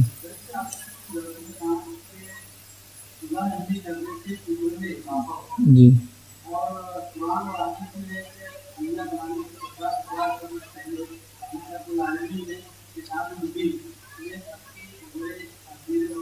جی بھائی نے ایک اچھا سوال کیا کہ میں نے کہا کہ صلہ رحمی کرنے سے عمر میں اضافہ ہوتا ہے, لیکن یہ بات بھی درست ہے کہ بخاری کی روایت ہے, خود قرآن نے کہا سورہ یاسین میں کہ ہم نے کتاب مبین میں سب لکھ دیا. بخاری کی روایت میں رسول اللہ فرماتے ہیں اللہ نے سب سے پہلی مخلوق جو بنائی وہ قلم تھی, اور اسے کہہ دیا اس دنیا اور کائنات کی تخلیق سے 50,000 سال پہلے لکھ دے, جو لکھنا قلم نے لکھ دیا. پھر اس کا کیا معنی ہے کہ عمر میں اضافہ ہوتا ہے؟ محدثین نے اس حدیث کے 2 معنی بتائے ہیں. پہلا معنی یہ ہے کہ جو عمر میں اضافہ ہے یہ اللہ رب العزت نے پہلے لکھ دیا ہے کہ اگر یہ آدمی یہ کام کرے گا تو میں اس کو یہ دوں گا. یہ بھی اللہ نے لکھا ہے کہ اگر یہ آدمی یہ کرے گا تو میں اس کو یہ دوں گا. تو جب اللہ نے جو لکھ دیا ہے وہاں, وہ فرشتوں کو جب اللہ دیتا ہے تو فرشتوں سے پوچھتا ہے کیا اس آدمی نے وہ کیا, اگر کیا تو اس کی عمر بڑھا دو, نہیں کیا تو پھر جو ہے وہ کر. سمجھے آپ بات کو؟ اللہ ہی نے وہ لکھا ہے کہ اگر یہ کام کریں گا تو اس ساتھ یہ سلوک کریں گا. دوسرا معنی یہ محدثین نے جو ہے وہ یہ ہے اللہ عمر میں برکت دے دے گا کہ کم عمر جی کر زیادہ کام کر پائیں گا جو بڑی بڑی عمر والے نہیں کر سکتے ہیں. جیسے آپ دیکھیے کچھ لوگ جو چھوٹی چھوٹی عمریں پائیں, ایسے عظیم اور بڑے بڑے کارنامے کر گزرے کہ جو لوگ 100 اور 200 سال کی عمر بھی پائے ہوں گے تو وہ نہیں کر پائے ہوں گے. چھوٹی چھوٹی عمروں میں 30 40 50 سال 55 سال کی عمر میں عظیم کارنامے دے کر دنیا میں چلے گئے. ایسا ہوتا ہے, ٹھیک ہے. تو یہ بھی ایک معنی ہے کہ اللہ اس کی عمر میں ایسی برکت دیں گا کہ وہ کم عمر پا کر بہت عظیم کام کر لیں گا. اور یہ دونوں ہی سمجھ علماء نے درست بتائی اس حدیث کی.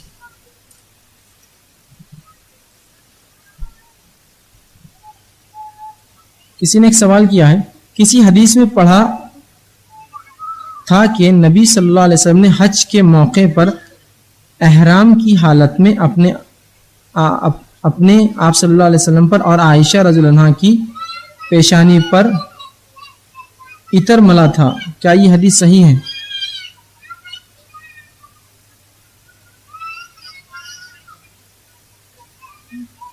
مہربانی کر کے فرما کر اس کی وضاحت کریں. اگر یہ صحیح حدیث ہے تو کیا عورتیں وقت ضرورت یا سنت کے اعتبار سے ہلکی خوشبو لگا سکتی ہے یا بالکل ہی منع ہے عورتوں کا عطر لگانا؟ پہلے کسی نے پچھلے عنوان کے تعلق سوال کیا عورتوں کے عطر کے تعلق سے. کسی نے کہا کہ رسول اللہ صلی اللہ علیہ وسلم نے عائشہ کے سر پر عطر ملا. بل ایسی روایت میں نے کوئی نہیں پڑھی, اور احرام کی حالت میں تو عطر ملنا درست نہیں ہے. حدیث اس کے برعکس سے میں سناتا ہوں آپ کو. اللہ کے رسول صلی اللہ علیہ وسلم نے احرام باندھنے سے پہلے حضرت عائشہ نے آپ کے جسم مبارک پر عطر لگایا تھا. تو اس سے ایک مسئلہ یہ نکلتا ہے احرام پر عطر لگانا درست نہیں ہے, آپ کو معلوم ہونا چاہیے. جسم پر لگا لے تو کوئی حرج نہیں, علماء اس سے یہ جواز دیتے ہیں. تو حضرت عائشہ کے پیشانی پر رسول اللہ نے کبھی عطر نہیں لگایا, بلکہ حضرت عائشہ نے اللہ کے رسول صلی اللہ علیہ وسلم کے جسم مبارک پر اپنے ہاتھوں سے عطر لگایا تھا. ٹھیک ہے, یہ صحیح روایت ہے. عورتوں کا عطر لگانا, خوشبو لگانے کے تعلق سے رسول اللہ نے اس کو منع کیا, بلکہ ایک حدیث فرمایا وہ عورت ایسی ہے جو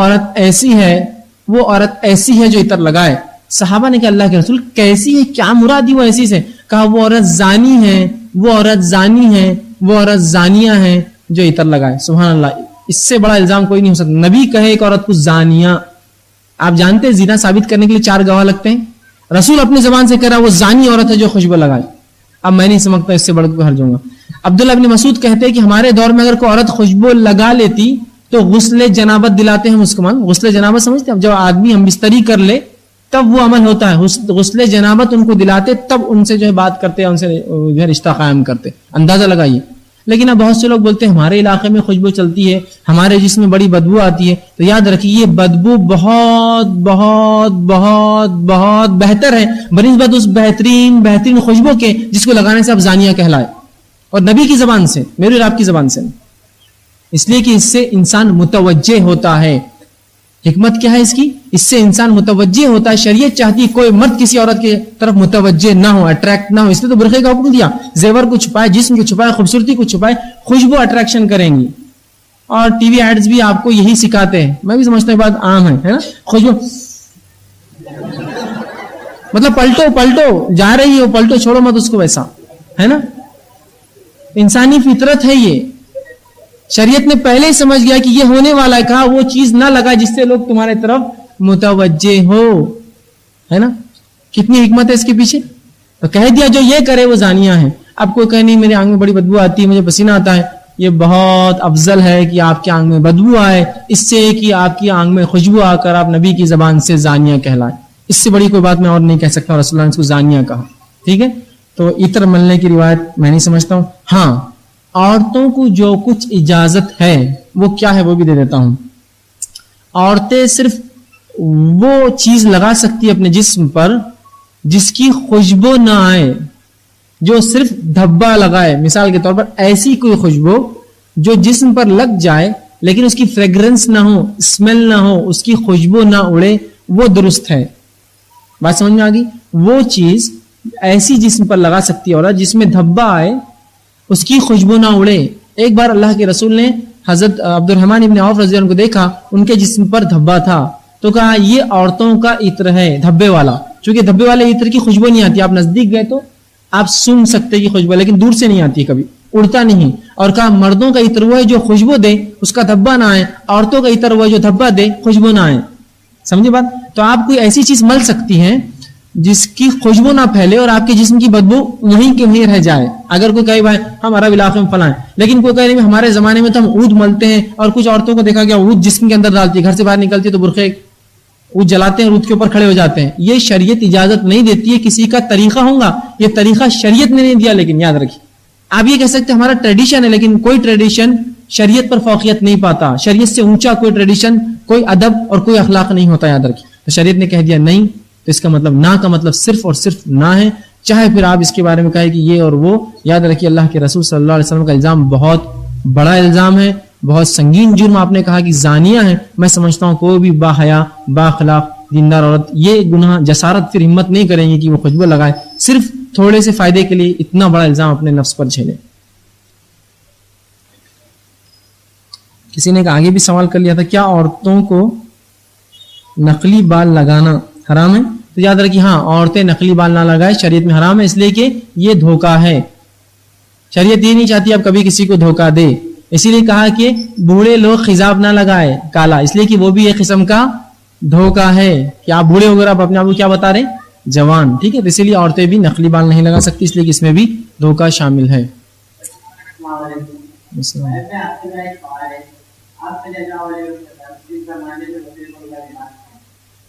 بہرحال بھائی نے ایک سوال کیا رسول اللہ صلی اللہ علیہ وسلم زمانے میں تو کیا لباس ہوتا؟ تو بہرحال میں ایک چیز بہرحال یہ وہ کروں گا کہ اگر عنوان سے متعلق آپ کے سوالات ہو تو بہرحال آپ کیجیے، میں انشاءاللہ مفصل جواب دوں گا. اور ایسے کوئی سوالات ہو کہ لباس ایسا کیوں ہو رہا ہے، اسٹیج ایسا کیوں ہے، ایمپلیفائر ایسے کیوں ہے، میں انشاءاللہ اس کے بتفصیل جواب دے سکتا ہوں. لیکن میں مناسب نہیں سمجھتا ہوں، چونکہ میں نے یہ تفصیلی جواب پچھلے سال بھی دیے تھے. ٹھیک ہے، اس لیے کہ دو دنوں سے یہ بات بہرحال مسلسل آ رہی ہے کہ آپ پینٹ شرٹ پہن کے آ رہے تھے، پینٹ شرٹ پہن کے آ رہے تھے، پینٹ شرٹ پہن، تو شاید اس وجہ سے ایسے سوالات آتے کہ رسول اللہ، دیکھیے رسول اللہ اس زمانے میں ہوتے، ایسا ہوتا یہ سب باتیں گیس ہے، ایسا ہوتا تو ویسا ہوتا تو. آپ جب تھے تو میں یہ سوال کرتا ہوں آپ کا لباس کیا تھا یہ بتائیے. چلیے یہاں ہوتے تو چھوڑ دیجیے، اگر آپ جب زندہ تھے، حیات تھے، تو آپ کا لباس کیا تھا بتائیے مجھے کوئی. رسول اکرم صلی اللہ علیہ وسلم حیات تھے، آپ کا لباس کیا تھا؟ رسول اللہ کی خصائل، سیرت، سب جس نے کتاب پڑھی میں بتا رسول اللہ کا لباس کیا تھا. رسول اللہ کے لباس کے تعلق سے کوئی روایت آتی ہی نہیں ہے. تو جب آتی نہیں تو میں کیسے بتاؤں کہ آج ہوتے تو کیا کرتے تھے آپ؟ کیوں نہیں آتی ہے؟ آئیے میں بتاتا ہوں اس کی حکمت. اللہ رب العزت کا دین جو ہے ایک حکمت والا رب ہے، اس کا دین بھی بڑا حکیم ہے. ایک استاد ہے جو عمر آباد میں جو ہے حدیث پڑھاتے ہیں، وہ ہے ساؤتھ انڈیا کی، ملیالی ہے. تو وہ بڑا خوش ہوتے تھے جب بھی لباس کا باب پڑھاتے تھے، ٹھیک ہے، اور کہتے تھے الحمدللہ اللہ رب العزت نے لباس میں کوئی پرٹیکولر لباس مسلمان کے لیے طے نہیں کیا، ورنہ میں ملیالی ہوں، میرے پاس سڑک میں نالیاں رہتی تو میں لنگی میں رہتا ہوں بولے، اور جب نالی آئی تو لنگی کو کیا اوپر، اور بس ادھر سے پھلانگا ادھر. اگر کرتا پائجامہ سنت ہو جاتا تو میرے روز 10 پائجامے پھٹتے، چونکہ نالیوں کو گالنا ہے، وہ لنگی کو اوپر کرتے ہیں اور بھاگنا شروع. ملیالی لوگوں کو آپ دیکھیے لنگی پہنتے ہیں، اس لیے کہ ان کے پاس سڑک نہیں ہوتی ہے، اکثر نالیاں، وہ کشتیاں چلاتے، اپنے گھروں میں بھی کشتیوں میں آتے اور جاتے ہیں، تو ان کے لیے کیا ہے، بارش بھی بہت تیز ہوتی ہے اور بہت زیادہ ہوتی ہے، تو لنگی پہنتے ہیں اور لنگی کو اوپر کرتے ہیں اور بس شروع، جانا ہے کہیں بھی تو بھاگ رہے. تو وہ کہتے ہیں الحمدللہ. تو شریعت نے لباس کا کوئی جو ہے طریقہ فکس نہیں کیا. خود رسول اکرم صلی اللہ علیہ وسلم خصائل میں یہ ضرور آتا ہے کہ آپ نے ایک بار یمنی چادر اوڑی، یمنی فلاں پہنا، فلاں کا یہ پہنا، لیکن اس کی تفصیلات نہیں، کیسا تھا، کیا تھا، یوں تھا. اس سے علماء لکھتے ہیں کہ شریعت نے لباس کے اصول بتائے، لباس کون سا سنت ہے وہ نہیں بتا، اصول. ان اصولوں میں جو بھی لباس بیٹھے وہ لباس سنت ہے. پھر اصول بتائے لباس کے اصول. مثال کے طور پر کوئی اگر کرتا پاجامہ پہن لیکن ٹخنے سے نیچے جائے تو یہ بھی سنت کے خلاف ہے، اس لیے کہ سنت یہ ہے کہ لباس ٹخنے سے اونچا ہو. تو لباس کے اصول میں بتا سکتا ہوں آپ کو، اور رسول اللہ صلی اللہ علیہ وسلم آج بھی ہوتے تو وہی اصولوں کو فالو کرتے جو آپ نے دیے تھے اس زمانے میں. پہلا اصول یہ ہے کہ لباس کافروں کی مشابہت نہ کرے، کفاروں جیسا نہ ہو. لیکن کفاروں جیسا نہ ہو تو کفاروں کی دینی لباس جیسا نہ ہو. تو آپ بولیں کفار پینٹ شرٹ پہنتے ہیں، کفاروں کی دینی لباس جیسا، مذہبی لباس، جیسا کہ میں بھگوا رنگ کا پہن کے آ گیا پورا اور اوڑھنی ڈال دیا، لال رنگ کا احرام باندھ کے آ گیا جیسا بدھ لوگ باندھتے ہیں، ٹھیک ہے، یا پھر لمبی ٹوپی اور ٹیکا لگا کے آ گیا ان کے طریقے. تو آپ بولیں گے یہ درست نہیں ہے میرے لیے، ٹھیک. تو ان کے مذہبی لباس جیسا نہ ہو. دوسرا، عورتوں کی مشابہت نہ کرتا ہو، مرد ایسا نہ پہنے جو عورتوں جیسا، عورتیں ایسا نہ پہنے جو مردوں جیسا ہو. تیسرا، ایسا اتنا پتلا نہ ہو کہ جس کے اندر سے جسم نظر آئے، ٹھیک ہے. چوتھا، اتنا چست نہ ہو کہ جسم کے اعضاء اس میں سے چھلکے. اب ظاہر سی بات ہے کچھ لباس آپ ڈھیلے ہی پہنے تو جھکنے کرنے میں چھلک جاتے ہیں، لیکن عمومی اعتبار سے اتنا سخت ٹائٹ نہ ہو کہ اعضاء اس میں سے چھلکے یا اس میں سے دکھے. مرد ہو تو اس کا لباس تخنے سے اونچا ہو. تو یہ اس کے اصول ہے. اب کچھ لوگ کہتے ہیں فلاں لباس سنت کے قریب ہے. مجھے جو چیز اور اصول معلوم وہ یہ سنت ہے یا غیر سنت ہے، قریب کوئی چیز نہیں. اگر میں نماز پیچھے ہاتھ رکھ کے پڑھوں یہ سنت سے قریب ہے، چلیں گا؟ قریب کوئی چیز نہیں ہوتی، ہے یا نہیں ہے، سنت ہے یا سنت نہیں ہے، قریب ہی کچھ بھی نہیں ہوتا قریب سنت سے، ٹھیک ہے. کچھ لوگ کہتے ہیں نہیں، وہ جو پینٹ شرٹ پہنتے ہیں اس کے شرٹ کو اگر آپ کھولیں تو وہ سلیب دکھتا ہے. میں بتاتا ہوں میرا یہ جو توپ ہے یہ اس سے زیادہ سلیب دکھیں گا آپ. یہ لمبا سلیب ہے، شرٹ تو بھی چھوٹا سلیب رہتا ہے، یہ تو نیچے تک جا رہا ہے. یہ سب باتیں یاد رکھی، کچھ بھی نہیں. کچھ لوگ کہتے ہیں کہ یہ انگریزوں کا لباس ہے پینٹ شرٹ، اور انگریزوں نے کیا کیا، مسلمان لنگی میں رہتے تھے تو انگریزوں نے کیا کی، سائیکل بنا کے لائے اور ان کو سائیکل دے دی، بولے اب چلاؤ، اب سائیکل لنگی پہ کر چلائیں گے. تو انہوں نے پینٹ شرٹ لا کے دی، یہ پہنو. یہ کہاں سے آیا مجھے نہیں پتا، ٹھیک. تو لباس کے اصول ہے، اور ان اصولوں میں جو بھی لباس فٹ ہو جائے وہ لباس یاد رکھیے سنت ہے. جی کسی نے ایک سوال کیا، بہرحال میں سمجھتا ہوں شاید پہلا عنوان کے تعلق سے ہی اکثر سوالات ہیں، اس عنوان کے تعلق سے سوالات کم ہیں کہ عورتوں کی ساڑی پہننا کہاں تک صحیح ہے. انہوں نے لکھا کسی نے کہ عورتوں کی ساڑی پہننا کہاں تک صحیح ہے. تو اب یاد رکھیے ہر وہ لباس جو عورت کو مکمل ڈھانکتا ہے، چست نہ ہو، پتلا نہ ہو، مردوں جیسا نہ ہو، ٹھیک ہے، اور کافروں کی مشابہت نہ کرتا ہو، تو ایسا لباس ان کے لیے درست ہے، وہ پہن سکتی ہے. عورتوں کا سطر کیا ہے پہلے وہ جان لیں. عورتیں جو ہے مکمل اپنے سر سے لے کر پیر تک اور ڈھانکنے کی، رسول اللہ فرماتے کل النساء عورت پوری ڈھانکنے کی چیز ہے، اس کو پورا سر سے لے کر پیر تک وہ چھپانے کی چیز ہے. عورت عربی میں کہتے ہیں چھپانے کی چیز کو. اسی لیے آپ دیکھیں گے عربی لکھا ہوتا مرد کی عورت کیا ہے، مطلب مرد کا سطر کیا ہے، اس کا سطر ناف سے لے کر گھٹنا ہے. ٹھیک، تو نساء عورت پوری ڈھانکنے کی چیز ہے. تو کوئی بھی ایسا لباس جو اس کو ڈھانکتا ہو، تن کو مکمل پتلا نہ ہو، کافروں کی مشابہت نہ کرتا ہو، مردوں جیسا نہ ہو، تو وہ اپنے آپ کو ڈھانک لیں. لیکن ہم دیکھتے ہیں جو ساڑی ہمارے ماحول میں چلتی ہے یہ کسی بھی لحاظ سے شرعی لباس نہیں ہے. جو چلتی ہے، جو پہنتے ہوں گے شرعی اعتبار سے الگ، لیکن جو پہنتے ہیں شرعی نہیں، اس لیے کہ مرد کی عورت، مرد کا سطر ناف سے لے کر یا اس کے نیچے سے لے کر گھٹنے تک ہے. مطلب مرد کو بھی ناف اور اس کے نیچے کا حصہ دکھانا جائز نہیں ہوگا، ہے نا. افسوس کہ ہمارے معاشرے میں ہماری ماں بہنیں ایسا لباس پہنتی ہے جس میں ان کا پیٹ نظر آتا ہے اور پیٹھ نظر آتی ہے، گلا نظر آتا ہے، ہاتھ نظر آتے ہیں اور ٹخنوں تک پیر نظر آتے ہیں. شریعت ایسی کسی بھی حال میں اجازت نہیں تھی، چاہے کسی مکتب، کسی مسلک، کسی فکر، حتیٰ کہ اگر آپ سنی نہیں شیعوں کی فکر سے بھی جاتے ہیں ان کے نزدیک بھی جائز نہیں کہ عورت پیٹ دکھائے، پیٹ دکھائے، ہاتھ یہاں تک یا اسے اوپر پہنے، اسی طرح گلا دکھائے یا پیٹ کا پچھلا حصہ گلے سے دکھائے، یہ جائز نہیں ہے. تو جس طریقے سے ہم آج ساڑیاں پہنتے ہیں اس کی شریعت میں کوئی گنجائش نہیں ہے.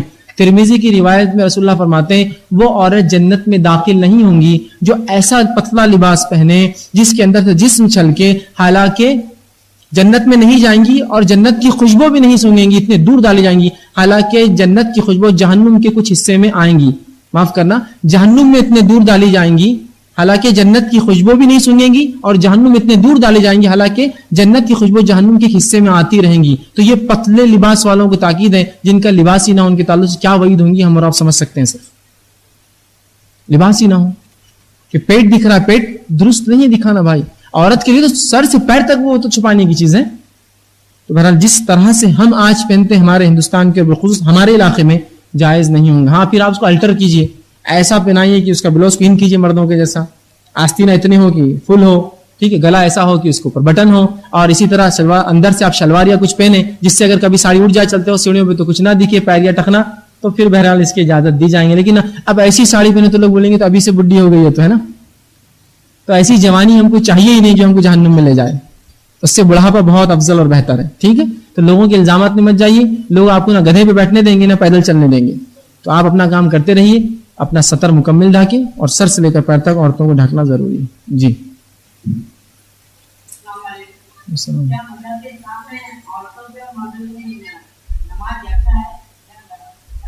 بہرحال میں مشکل ہے میرے لیے جواب دینا. اگر کوئی عنوان سے متعلق ہو تو میں چاہتا ہوں پہلے مجھ سے اگر وہ جواب لے لے تو بہتر ہوگا میرے لیے. کوئی اس کی تفصیلات، نماز کی اہمیت، میری ایک عنوان ہے، آپ اس کی DVD میں نے جواب دیا ہے اس کا.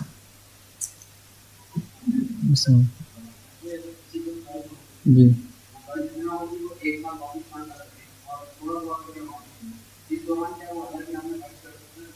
بھائی نے ایک سوال کیا کہ خرچ کرنے کے تعلق سے اگر ایک شخص پر قرض ہو اور وہ تھوڑا تھوڑا کر کے ادا کر سکتا ہے تو کیا اس دوران وہ اللہ کے راہ میں خرچ کرے؟ تو اس معاملے میں دو صورتیں ہوں گی. پہلی صورت یہ کہ آپ نے اگر خرچ کا وعدہ کیا ہے کہ فلاں فلاں دن میں دے دوں گا، اور یہ اللہ کے راہ میں خرچ کرنے سے اگر اس قرض پر کوئی بات آ رہی ہے تو آپ پہلے قرض ادا کریں گے اور بعد میں اللہ کے راہ میں خرچ کریں. اس لیے کہ انسانوں سے جو وعدہ ہوا وہ پہلے آئیں گا اور اللہ کے راہ میں خرچ اس کے بعد. اس لیے کہ آپ اگر اس حالت میں مر گئے جبکہ وعدہ تھا تو قرض دار کی مغفرت نہیں ہوتی، معلوم ہونا چاہیے. تو اگر قرض ایسا ہے کہ میں کل دوں گا، پرسوں دوں گا، اور بیچ میں کوئی کہے کہ اللہ کی راہ میں خرچ کرو مساجد کے، مدارس کے، مکاتب کے یا دینی کاموں کے لیے، اور آپ نے وعدہ کل کا کہ اگر آج پیسے دے دیں گے تو کل اس کا وعدہ ٹوٹ جائیں گے، تو پہلے اس کو دیجیے. یا پھر اس سے مہلت مانگی فون کر کے کہ میرے بھائی میں چاہتا ہوں کہ فلاں جگہ خرچ کرو، میں 2 دن بعد تمہارا پیسہ لوٹا سکتا ہوں، کیا تم اجازت دوں گے؟ لیکن اس بات کو لوگوں میں عام نہ کریں. تو آپ بولیں گے دیکھو میں اللہ کے راہ میں خرچ کر رہا تھا، اس نے ڈیل نہیں دیا ہے تو آج یہ نہیں، یہ بری بات ہے. وعدہ کیا تھا تو پہلے اس کا حق ہوا. اگر وہ کہے دے دو تو ٹھیک، وہ کہے نہ تو اس کو پہلے دے دو. لیکن قرض ایسا ہے کہ آپ کبھی بھی لوٹا سکتے. بھائی نے بھائی کو دیا، 1 سال میں دو، 2 سال میں دو، 10 سال میں دو. باپ نے بیٹے کو دیا، بیٹا جب چاہے دو کما کر. ٹھیک ہے، تو ایسی صورت میں آپ قرض بھی دیتے رہیے اور اللہ کے راہ میں خرچ بھی کرتے رہیے، انشاءاللہ اس میں کوئی حرج نہیں. خواتین کی طرف سے ایک سوال تھا، جو عورتیں اپنے شوہر کو کورٹ کچہری میں بے گناہ کیس کرتی ہیں اس کے بارے میں قرآن حدیث کی روشنی میں جواب دیں. انشاءاللہ اس کی تفصیلات 27 رمضان حقوق الزوجین میں انشاءاللہ بتفصیل اس مسئلے کو رکھوں گا. بس یہ آخری سوال ہے انشاءاللہ میرا کہ عورتیں بنا کسی شرعی عذر کے یا شرعی عذر بھی ہو تو خواہ کے کورٹ کچہریوں کے پاس جا کر اپنے شوہروں کو یا مسلمانوں کو نہ کھینچیں، اس لیے کہ کورٹ کچہری میں جانے سے آپ کو کوئی خاص انصاف تو نہیں ملنے والا ہے، الٹا آپ کا مال و دولت اور اس کا مال و دولت بھی ضائع ہوگا. تو آپ کیا کیجیے، شرعی عدالتوں میں جائیے، خزات قاضیوں کے جو ہے وہ ہوتے ہیں، وہاں جائیے اور اپنے کیسز کو سالو کریں. یہاں خواہ جا کر وکیلوں کو ذریعہ نہ دے کہ آپ سے وہ کمائیں، اور اسی طرح فتنہ اور فساد کا ہونا دے. اس کی تفصیلات انشاءاللہ آگے آئیں گی آنے والے جو درسوں میں. آخری سوال بس ہم لے لیتے ہیں بس. السلام. جی لیکن آج کل معاشرے میں جو بھی لڑکے کا نکاح ہوتا ہے جی تو لڑکی والے یا لڑکی یا لڑکی کی ماں یہ دیکھتی ہے کہ لڑکی کو اگر داڑھی ہے تو اسے ریجیکٹ کر دیا. جی بھائی نے ایک اچھا سوال ہے کہ داڑھی تو سنت ہے، لیکن بہت سی مرتبہ جب نکاح کا معاملہ آتا ہے تو لوگ ایسے لوگوں کو پسند نہیں کرتے. تو بہرحال میں اس کا جواب یہ دوں گا کہ اچھا ہی ہے آپ کو وہ پسند نہ کرے، اس لیے کہ ان کا دین کا کوئی معیار نہیں. اگر واقعی میں وہ دیندار ہوتے تو داڑھی والے لڑکوں کو ترجیح دیتے بغیر داڑھی والے پر. چونکہ وہ دیندار ہے ہی نہیں تو میں سمجھتا ہوں بہتر ہے کہ ان کے گھر میں آپ نکاح کریں نہ، اور ان کی لڑکی سے رشتہ نہ، کہ تو آج آپ کی داڑھی پر آپتی آئیں گی، کل آپ کے کمانے پر آپتی آئیں گی، پرسوں آپ کے لباس پر آئیں گی، اور بعد میں آپ کے دین اور آپ کی نماز اور روزے پہ آئیں گی. تو لہٰذا اجتناب کرنا بہرحال بہتر ہے. وآخر دعوانا الحمدللہ رب العالمین.